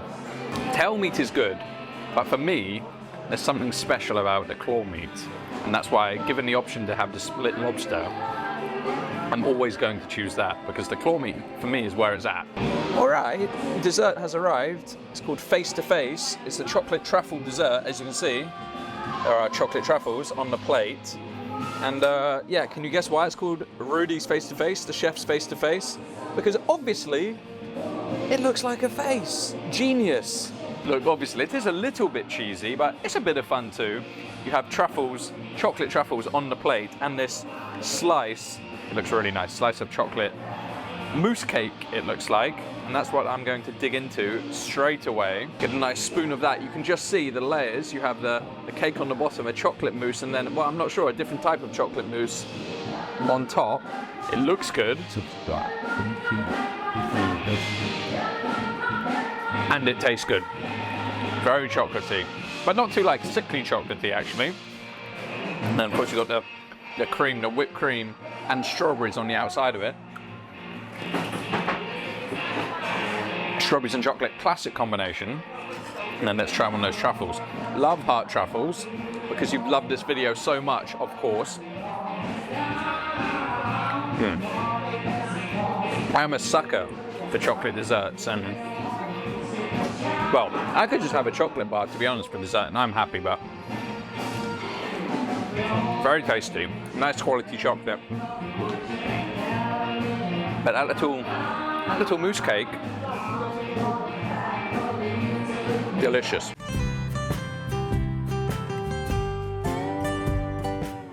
All right, guys, it's my final night aboard Sun Princess and the final stop in this speciality tour, let's say, of the restaurants on Sun Princess. And I have a funny little feeling that I've saved the best until last. And you might recognize this guy if you have seen Chef's Table on Netflix. He's called Dario Cecchini, and he's partnered up with Princess Cruises, and he has this restaurant called the Butcher Block by Dario. He is a famous butcher. He's on Netflix, of course, and his speciality, as you can guess, is meat. And look at this.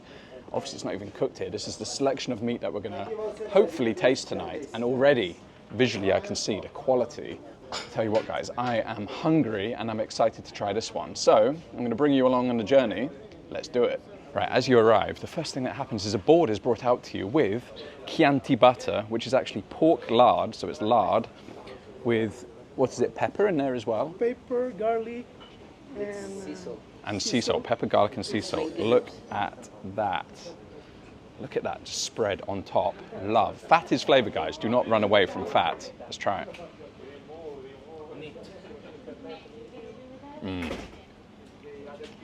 Oh man, the garlicky flavor of that.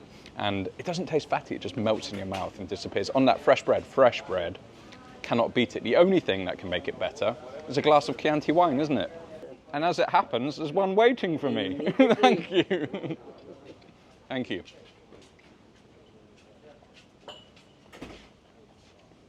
What a pairing. We're going to get sneaky behind the scenes. You can see them setting up. So, it is a multi-course. These are our chefs over here. It's a multi-course dinner. It's set. You don't get choices. It's going to take you on a journey through. I recommend you should watch the Netflix show before you come and eat here, because you'll understand the concept a bit better. So that was my homework this afternoon. I watched the show. You can be on the video this time. Carlos, Hello. how are you doing? You come for Dario? Yes. Have you?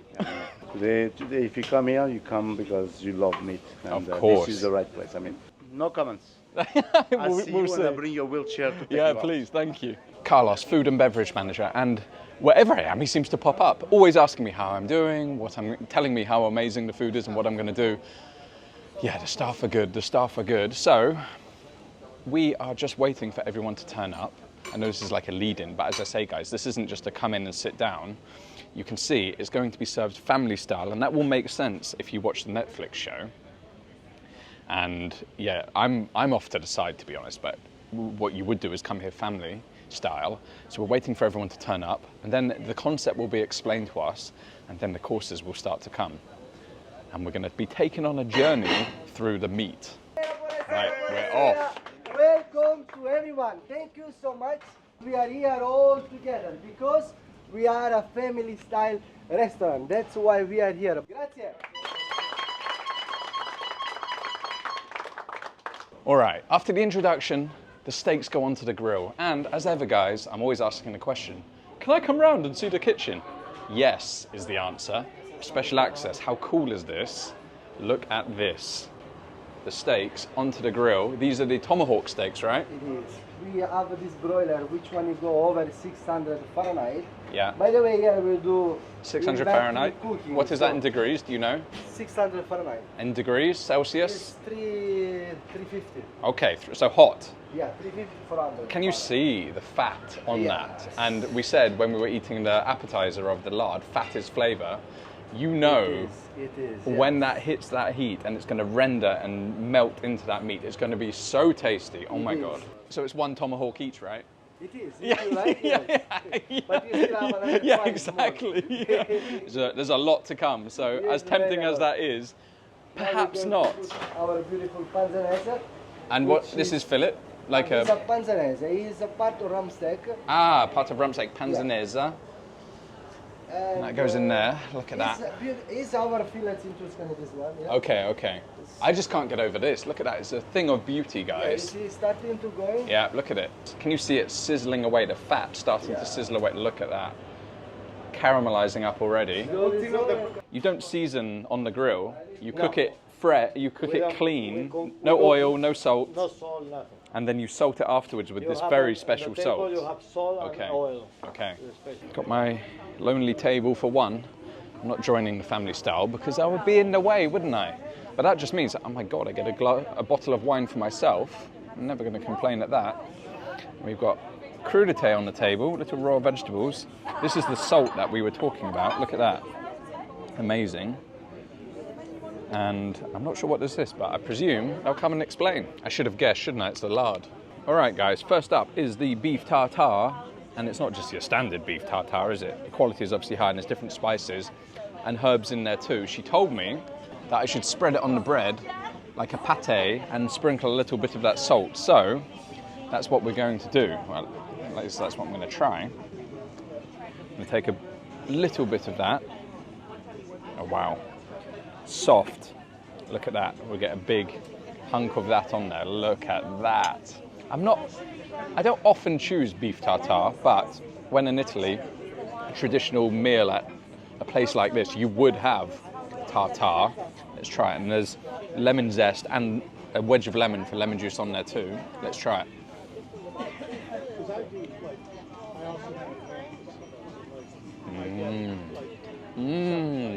Listen, with beef tartare, you cannot hide from the quality of the beef. If the quality of the beef is not good, it's not tasting good. And the first thing you get is the quality of the beef. My God, it's meaty and it's fresh and it's juicy in your mouth. It's very uniform, it's cut finely, I like that. With that bread, it's great. With that salt, it's fantastic. But the lemon zest brings it alive. My God, get that lemon flavor coming through it. It's so good, guys. It's so good. Beef carpaccio, cooked this time, or seared. Wow. Thank you. Look at that, guys. Beef carpaccio. This time, we had it in Sabatini's where it was raw, but this time it's been seared. It's like a roast beef, and I saw him finishing it with olive oil, drizzling it over the top. Again, look at that. It's cooked, I would say medium rare, which is, for me, is perfect. That's exactly how I like it. I'm going to take a little more of that. The salt is going on everything. My issue in life is I eat too much salt, but this salt is insanely good. Let's try it. As a Brit, roast beef is something that I've had a lot, and I love roast beef. It looks pretty good. Look at that. Thinly sliced, rare, medium rare roast beef, essentially.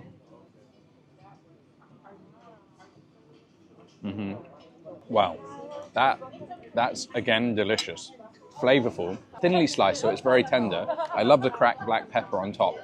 But I say again, that salt just elevates things to another level. I love it that they call it Chianti essence. But yeah, roast beef, pretty good. They were, well, when the dishes come out, they give you a number, and I wasn't quite sure what it meant. But then under your plate, and actually over by the kitchen, they have one of these signs where it says the number and then what it is. So the carpaccio di manzo, the seared carpaccio, and it shows you where it comes from on the cow, which is pretty cool. So you can see where we're eating tonight from all around the cow, and we are eating all around the cow, because one of his philosophies as a butcher was whatever wasn't eaten by the customers at the butchers, he would, or his mother would take home and cook. And that's why we're eating all around the cow. Love that. All right, we're back in the kitchen, guys, because too much is happening. Too much good stuff is happening. They're serving the beans up. Look at that. Sage leaves going on top from my man here, Teodoro, putting the sage leaves on the top. Look at that. Simple cannellini beans cooked in olive oil. But these steaks are coming off the grill. Wow. Look at that. And since we've left, they've really, wow, perfectly cooked. You've done this before. Look at the color. I can't even begin to tell you the smell, but you can just see the quality. You know it's got, wow, flames. You're not allowed charcoal, but you're allowed flames. All right, the tomahawk steaks are cooked, and they've come to the presentation area. As you can see, everyone's overlooking it. And chef here, Paolo, right? Yeah, chef here. My memory's bad. But I got it right. Sometimes I forgot my name. Yeah, me too. Especially after the Chianti. Chef. Okay. Buonasera. As you can see, I am back. But this time, I bring you something, okay? So, beautiful Etrusco steak, nice and juicy. It's our beautiful tomahawk. You know, otherwise we don't find the tomahawk, right? Yes. But very important things, remember to put the salt in your meat. Why? Because we cook everything without salt. Because of big pieces like that, when we put the salt, what's gonna happen? It will release all the juice, okay? So we don't want that. It's very important for us. You have a beautiful olive oil and salt there. That's all he's allowed. There we go. No. Special delivery of, wow, tomahawk steak. Come on then, give me the fattiest bits you've got. Look at the cook on that, it's absolutely perfect. And he's given me the bone, look at the size of it. Thank you so much. not a big portion. Obviously you can ask for more, but there's so much food coming. You want to kind of start as you go along. And the theatre comes from Dario himself. Again, if you watch the next Netflix series, you'll see the theatre, the honking of the horns, the craziness, the fun. This is about having fun. Restaurants can be a bit stale sometimes. They can be a bit stiff, but not in this place. You've got theatre of watching him cut it, watching him cut those mega tomahawk steaks, drizzling the olive oil, the shouting, the theatre of it, and of course, well, it would be nothing if it didn't taste good. So we should try it. I mean, this is ridiculous. Look at this. Look at the size of it. It's like a dinosaur. There we go. Of course. Oh, more fat. Oh, thank you so There much. we go. Thank you. Enjoy, bon appetit. It's like a dinosaur bone. Look at this. I'm not going to bite into that. That might be the thumbnail. Anyway, he did, and I will remind you, he did say, and he's reminded us a couple of times, they don't cook with salt. So the point is to salt it at the table. So we're going to give it a generous pinch of that Chianti salt, especially the fat as well. I'm going to get that all over the bone. Perfect cook on a piece that size. It's not easy to cook meat that size, I must admit, but the colour of this, I mean, actually come think of it, you don't get a choice of how it's cooked. It comes medium rare and it comes as it should, right?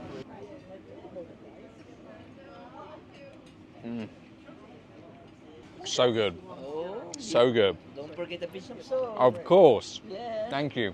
You're welcome. That was a lean cut, but the flavour in that lean cut is crazy good and simple, simplicity. Same with the beans. We haven't tried the beans yet, but the point in this restaurant is Italian food is best when it is simple, and Dario's philosophy is simplicity. And wow. And the quality of the ingredients is good. When it's cooked well, with love, with care, you can't beat it. But we should try a fatty piece. There's a fatty piece of meat there, look at that.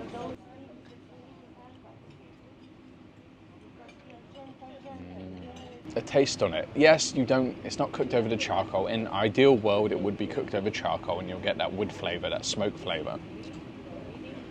But they've developed another way to do it, and they've developed another way to get the flavour into that. And with that salt, it's so good, guys.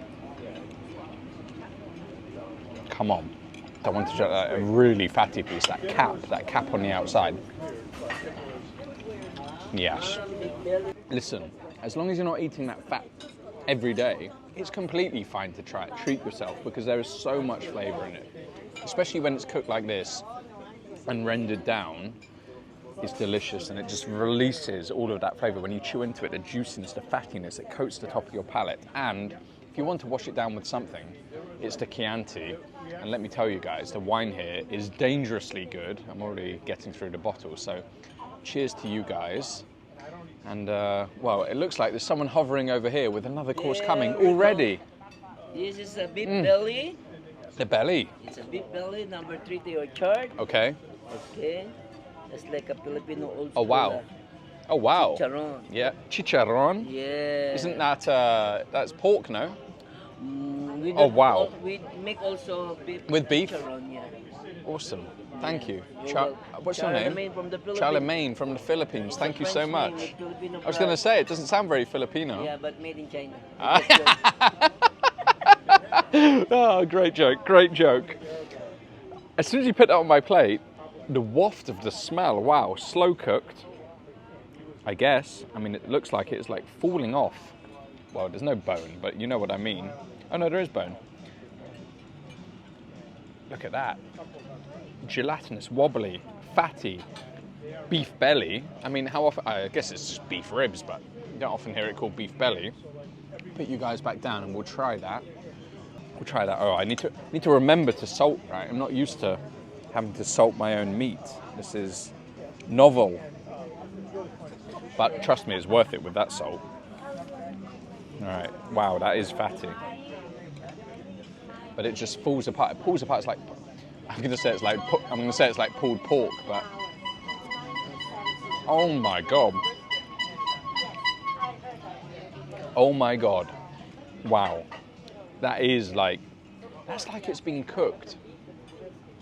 How long has the beef belly been cooked for? 12 hours. Ah, 12 hours.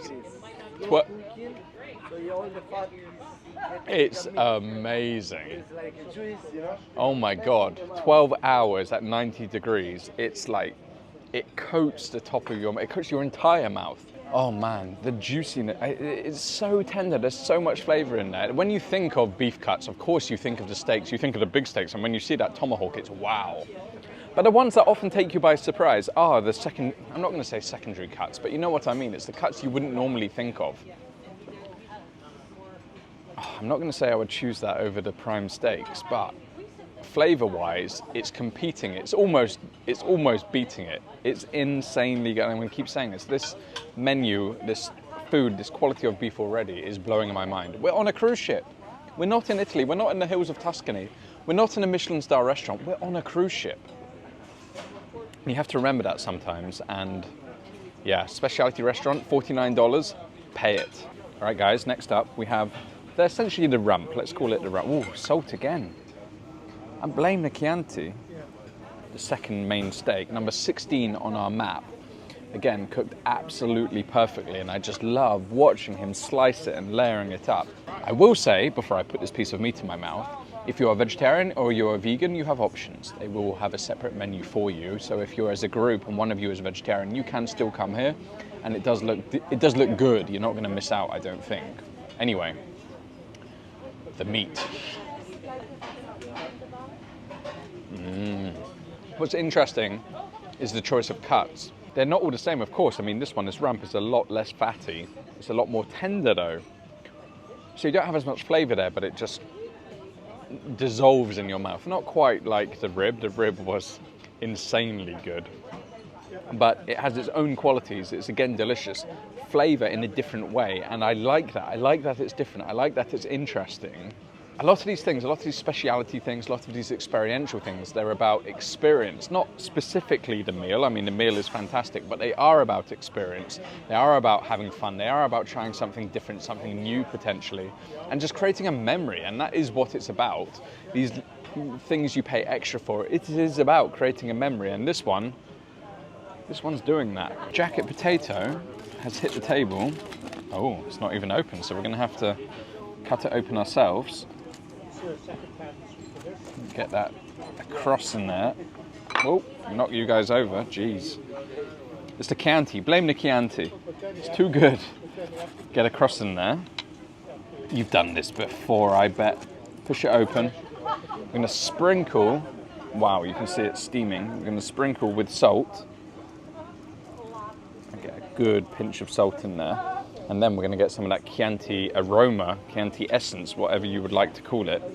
A big chunk of that, a big spoon of that, a bigger spoon of that, not enough. I'm going to get that in there. And then here's the trick, guys. This is what you need to do.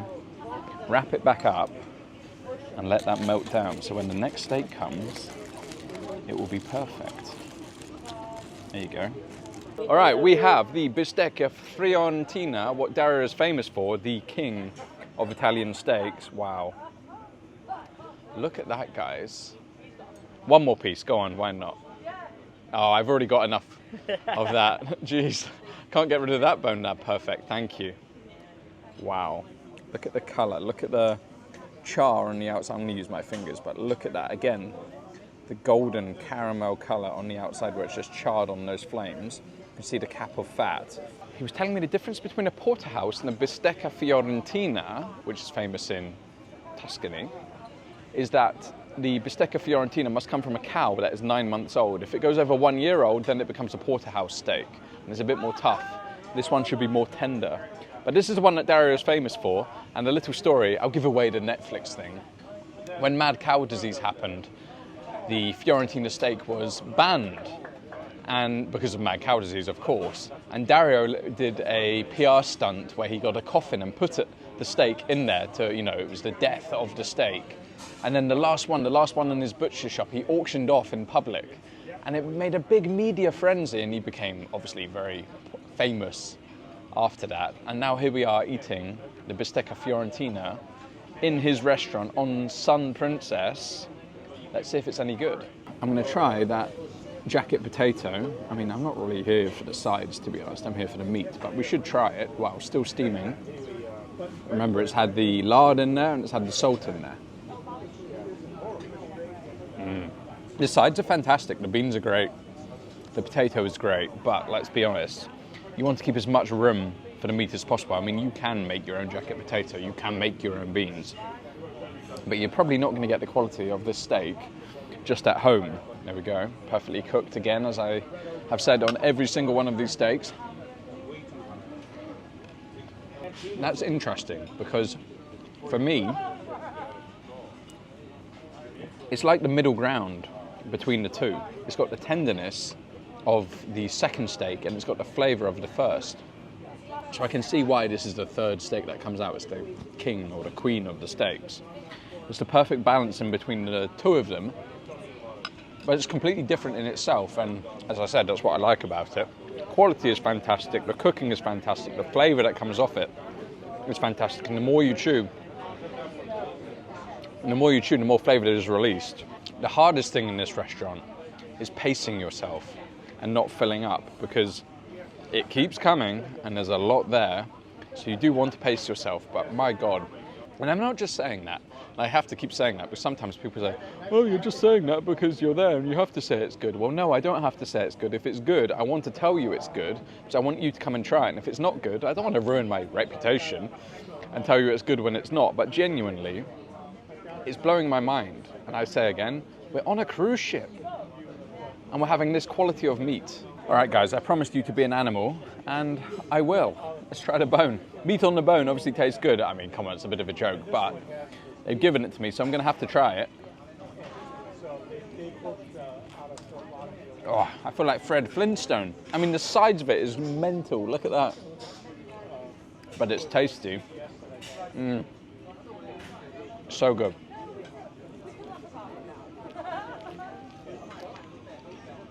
Proper Fred Flintstone. Okay, we have dessert. Simple dessert again, theme running through the entire menu. It is olive oil cake. Look at that, look at the color of it. You can see the color from the olive oil. And there is a way to eat this, but first of all, we're gonna just try the cake as it is. You can see the crust on the top with the sugar. Look at that, amazing. Let's try it. Delicious. Super simple, but this is how the Italians like to eat it. The way to do it is dip it in a coffee, and I'm going to regret this because I'm going to be up all night, but anything for you guys. So the Italians love to dick. Oh, Chianti. Too much wine. The Italians love to dip their olive oil cake into their coffee and eat it. Oh yeah, and it's espresso, so it's strong, but my, what a combo. Wow, I'm gonna go for one more. And here comes the grappa. We have some grappa. The grappa, the Italian spirit made from grapeseed, has turned up, and it's super strong, my God. Oh, it's like rocket fuel. Wow. But that's to finish the menu, well, to finish the meal and help with digestion. Guys, I've had too much wine. It's a 1.5 litre. I probably had a bottle of wine, and I took seasickness tablets. So apologies for the end of this video. But a few things to say. The cake is delicious, but the cake in the coffee makes it even better. Delicious. The meal, the experience is fantastic. Probably one of my top things with the sushi. I really enjoyed the sushi. Sabatini's was good quality food, but as an experience, this is up there with the best. The quality of the meat is fantastic. The stuff are great. The story is great. Watch the Netflix first, as I say. But really, I mean, this is the last speciality restaurant I've eaten in, or I'm gonna eat in, and that's all of them. They're all fantastic. They're all worth it for their different reasons. If you don't want to do all of them, I mean, all of them is a lot, like I've done. But if you just want to pick a couple of them, you're not going to go wrong. Pick the one that calls to you, maybe try something different as well, maybe one that you want to do and then one which is new to you. I definitely recommend that. It's worth it. $49 really isn't that much to enhance your experience. If you're a foodie, if you love food, if you want a nice meal, if you want to treat yourself, I haven't had a bad meal. Oh.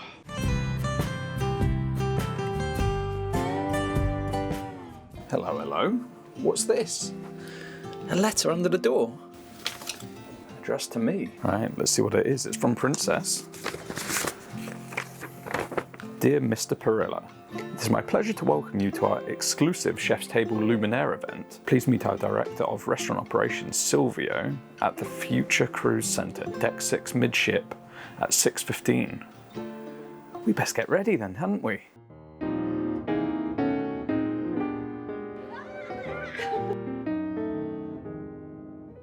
Right, I'm ready. I've put the shirt on, got the brown shoes. If it's special dinner, then we may as well dress up just a little bit. It did say smart casual. And yeah, I'm looking forward to this one. Ah, I know where we're going. We're going to the table we saw yesterday. It's in the main dining room. Remember I told you how pretty this looked yesterday? This is the place. First up, this is not our final destination. We're just here for some champagne and a few little nibbles. What a little spot though, isn't it? Nice table here with the wine behind. Hold on, champagne is up.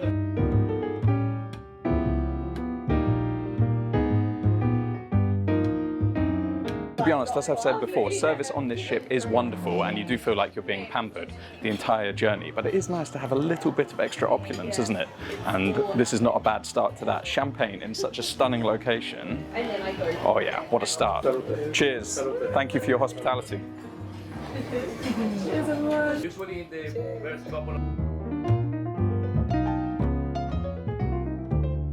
Right, we're off. Something very special. We're off to the galley to see the kitchen. Unique access. This is very cool because if you've watched this channel before, you know this is exactly what I love doing. Wow. Straight in, stainless steel everywhere. Look at the cleanliness, the hygiene. So, actually this is the quiet and the coolest place in the galley. See the quiet?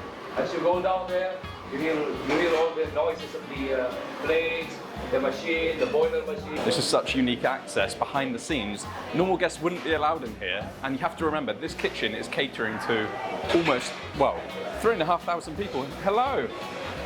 There you go, say hello.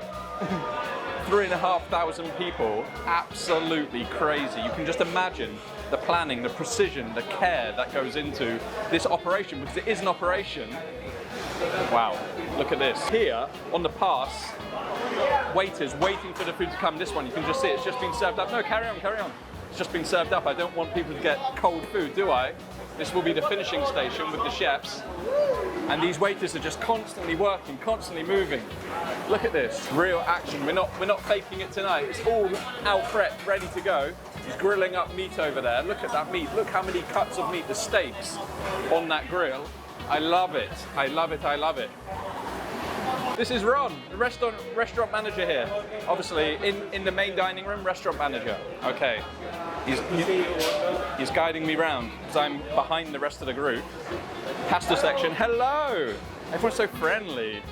So friendly. You can see, look, steaming away here. Pasta section. Got all the pre-blanched pasta at the back, because obviously when it's an operation like this, it's all about preparation. So this pasta will be parboiled, and then when someone orders it, it will just be finished off in the pan fresh. Look at that. Cheese sauce, Alfredo sauce. You got the tomato-based pasta there. Don't make ahead of time. Yeah. Everyone's so friendly. We need to give them all a shout out. Look at it, nice. Don't be shy. Welcome to my blog. Yeah, welcome to YouTube. They're all out. They're all so proud. Please, after you, after you.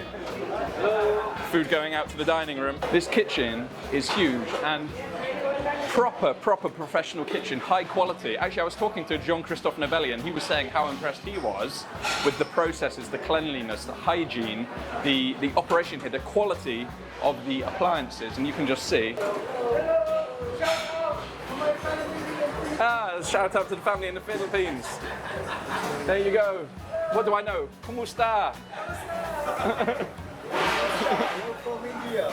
From India. Sorry, I'm so slow. No problem. Yeah. Thank you. Right.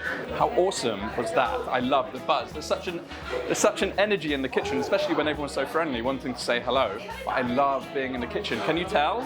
My energy raises. I'm tired from a long day. I get into the kitchen, everything gets going, but what an honor to be able to walk through there and see this operation that's happening in this kitchen. All right, now we're off to the actual dining room where we're going to eat. Let's go. Thank you. Cielo dining room.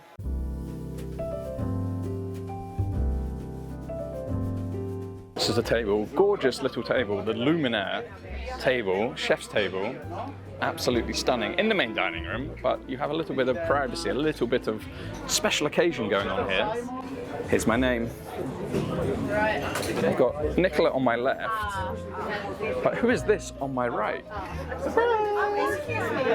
Mr. Ainsley Harrier.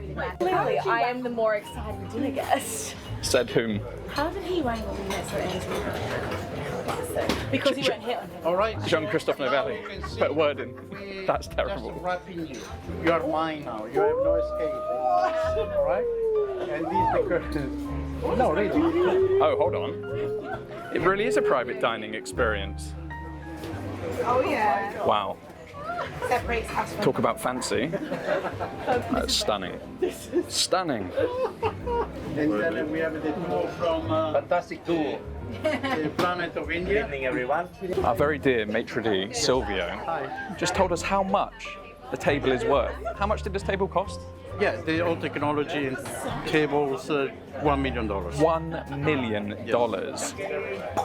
Good evening once again. Just for you. And if it doesn't get better than that, this cutlery, 24 karat gold.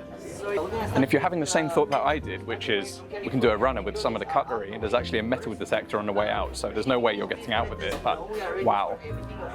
Talk about feeling special, right? Thank you. I already know it's going to be a good night.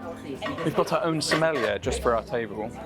The chef, the head chef of the whole ship, is going to be here with us, serving us with his 2 sous chefs. What have we done to deserve this? But you can have this too. This is bookable. This is an experience that you can have when you come on this cruise ship and on this cruise. Only on the royal class with Princess Cruises. But yeah, this hasn't just been put on for us. It can definitely be an opportunity or an experience that you can have as well. Breadsticks hit the table. Look at that. Even the breadsticks are fancy. The menu has arrived. It is a 6-course tasting menu. Wines straight away with our lovely sommelier. We'll be recommending those. I am sure, as I say, executive chef will be joining us, and Silvio, the director of the restaurant, who we've already met. There are a couple of choices. We have to choose the main that we'd like. How good does this menu look? Salmon, gravlax, and caviar, foie gras on toasted brioche, seafood bisque with brandy cream, probably a little bit of cognac, and we've been there, as I said. I feel so upset about this. Entremet. I'm not sure what that is. Roast salmon fillet. This is a choice. Roast salmon fillet or veal Oscar with crab meat. I think we're going to go for veal Oscar, aren't we? And then lemon mousse and tea and coffees at the end. What a menu. The bread has arrived. What do we choose? I think one of these white ones here would be fantastic. Thank you so much. You're welcome. Wow. Look at this. That is crazy. Okay guys, this looks insane. I've actually seen something like this before in Thailand, in Bangkok, when I ate, and I think it's made with well, in Thailand it was made with rice flour, but this is actually made with tapioca flour.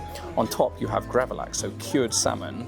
You've got the fishbone, well, it's a tweel, fishbone tweel. How cute and delicate is that?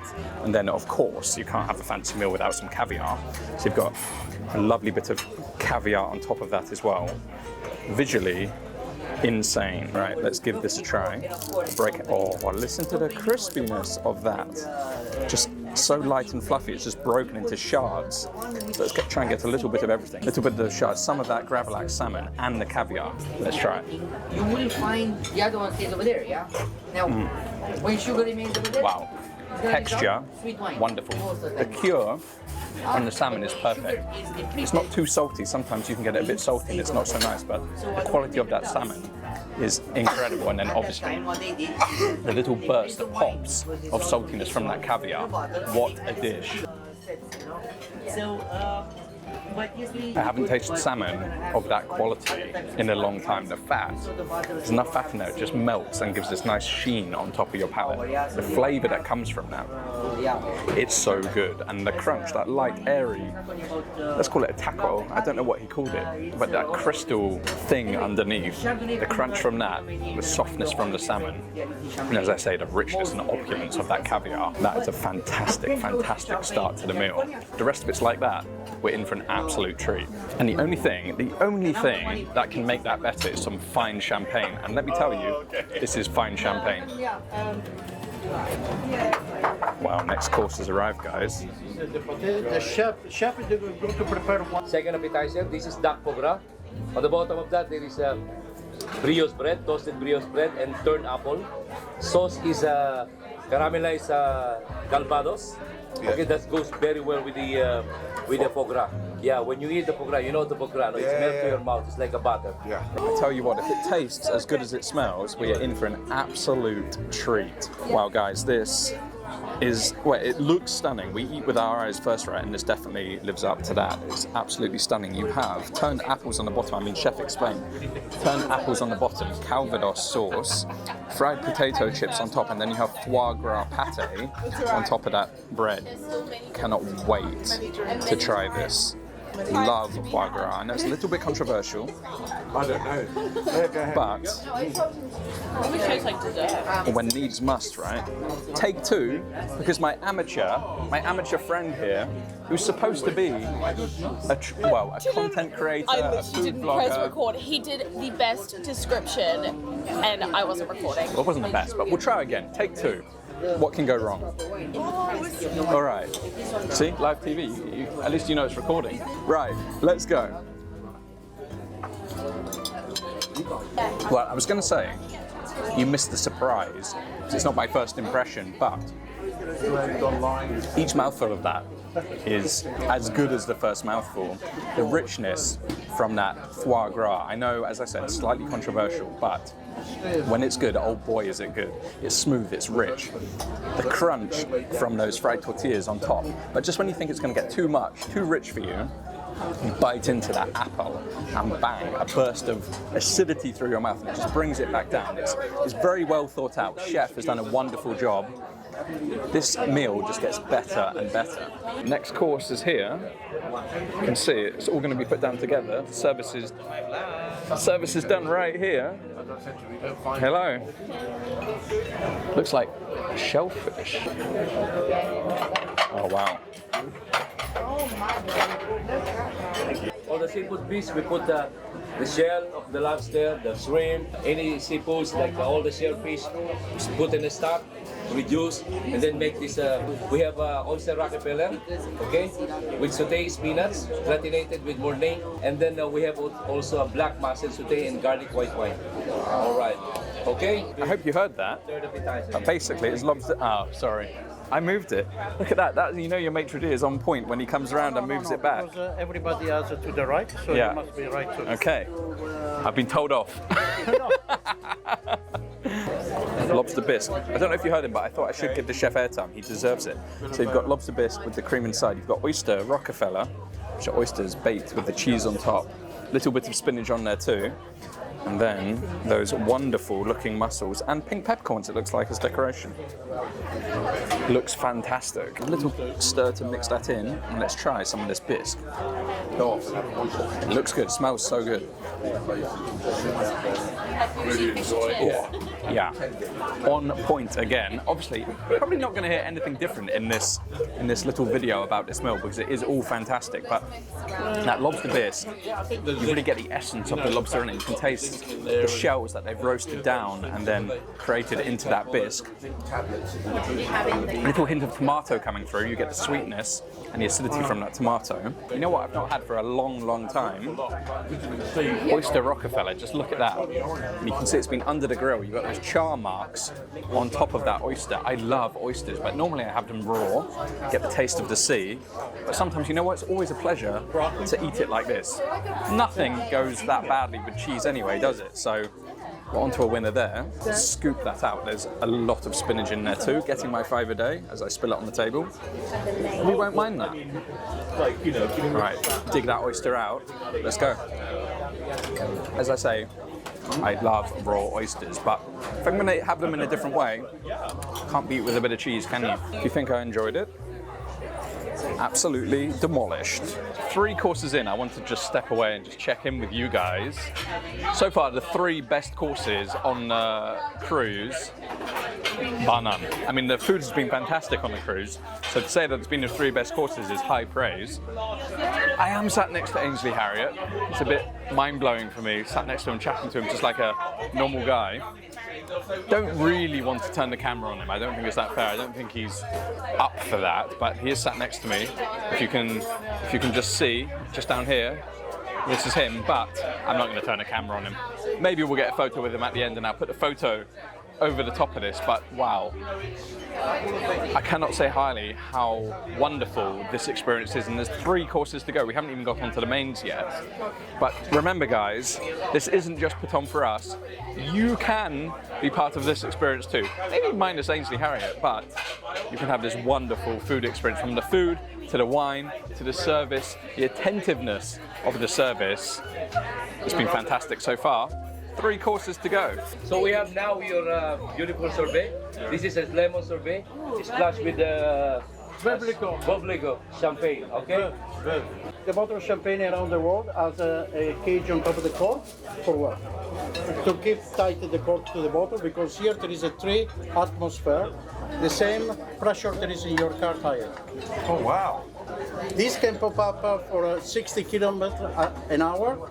So if you catch your face or your eye, it will be very. So, thumb on top.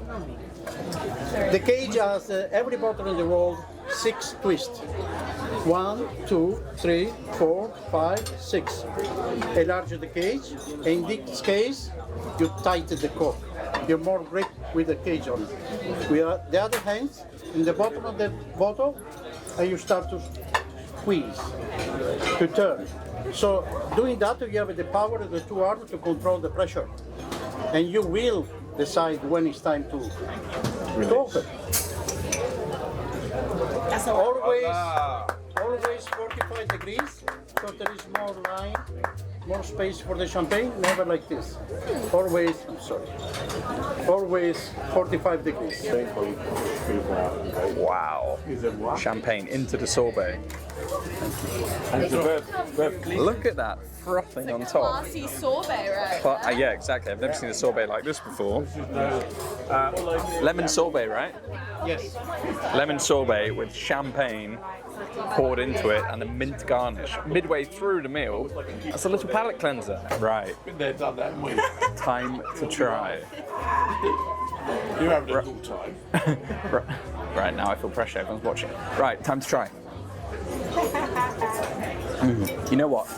I've never had champagne and sorbet before, but what a combination. Proper palate cleanser, good acidity in there, which obviously is why it is a palate cleanser, but the lemon juice and the champagne, they didn't scrimp on the champagne, by the way. It gave us good quality champagne to pour into our sorbet, which is crazy in itself, but champagne in my sorbet every time, please.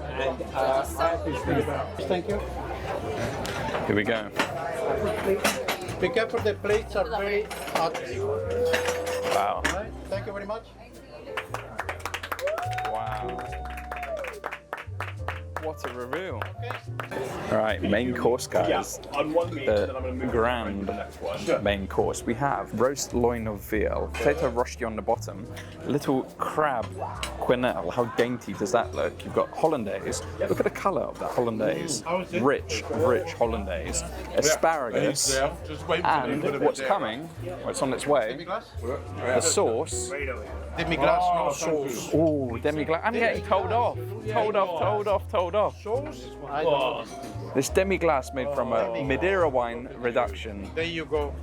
And if you don't know, I live in Madeira, so I'm excited for this. Here's the demi-glace. Give it a try with the wine. The wine should pair perfectly with it. Yeah.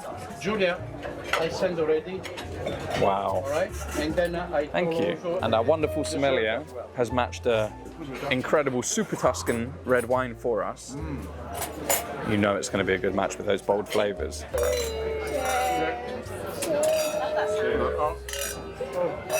This main course to try.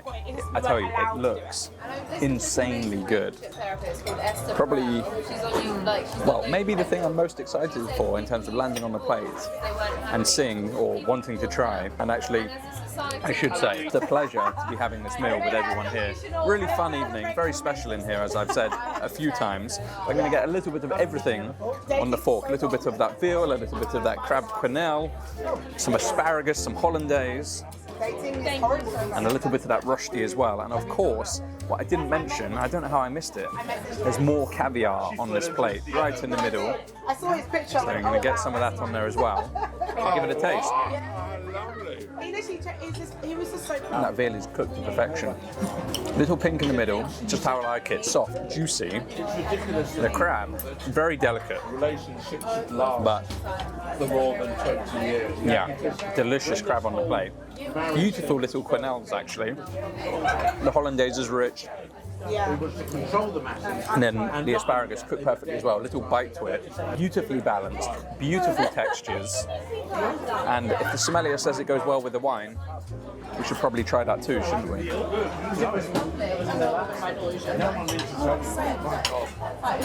Yeah. Wow. It's big and bold on the plate, and you need a big and bold wine to go with it. It's super Tuscan. Dessert has arrived. Please, thank you. Wow. Please, thank you. Please, thank you. Here it comes. Oh, it actually looks like a lemon. Thank you. Look at this. How good does that look? I mean, let's be honest, every course has looked incredible. And what a way to finish the meal. It's a bit hard to get the angle with the round table, I must be honest. Not normally like I can set it up on the table either, because it's such a, well, $1 million table. I can't do that. So, let me just cut into, look at this twirl on top. Look at that. Glass shard, it looks like. Incredible. But let's just cut into this and see what's inside. Wow. The spoon just goes through it like a knife through butter. Bit of a stereotypical phrase there, but it really does. Wow, inside, I have no idea what that is. Let's just give that a try.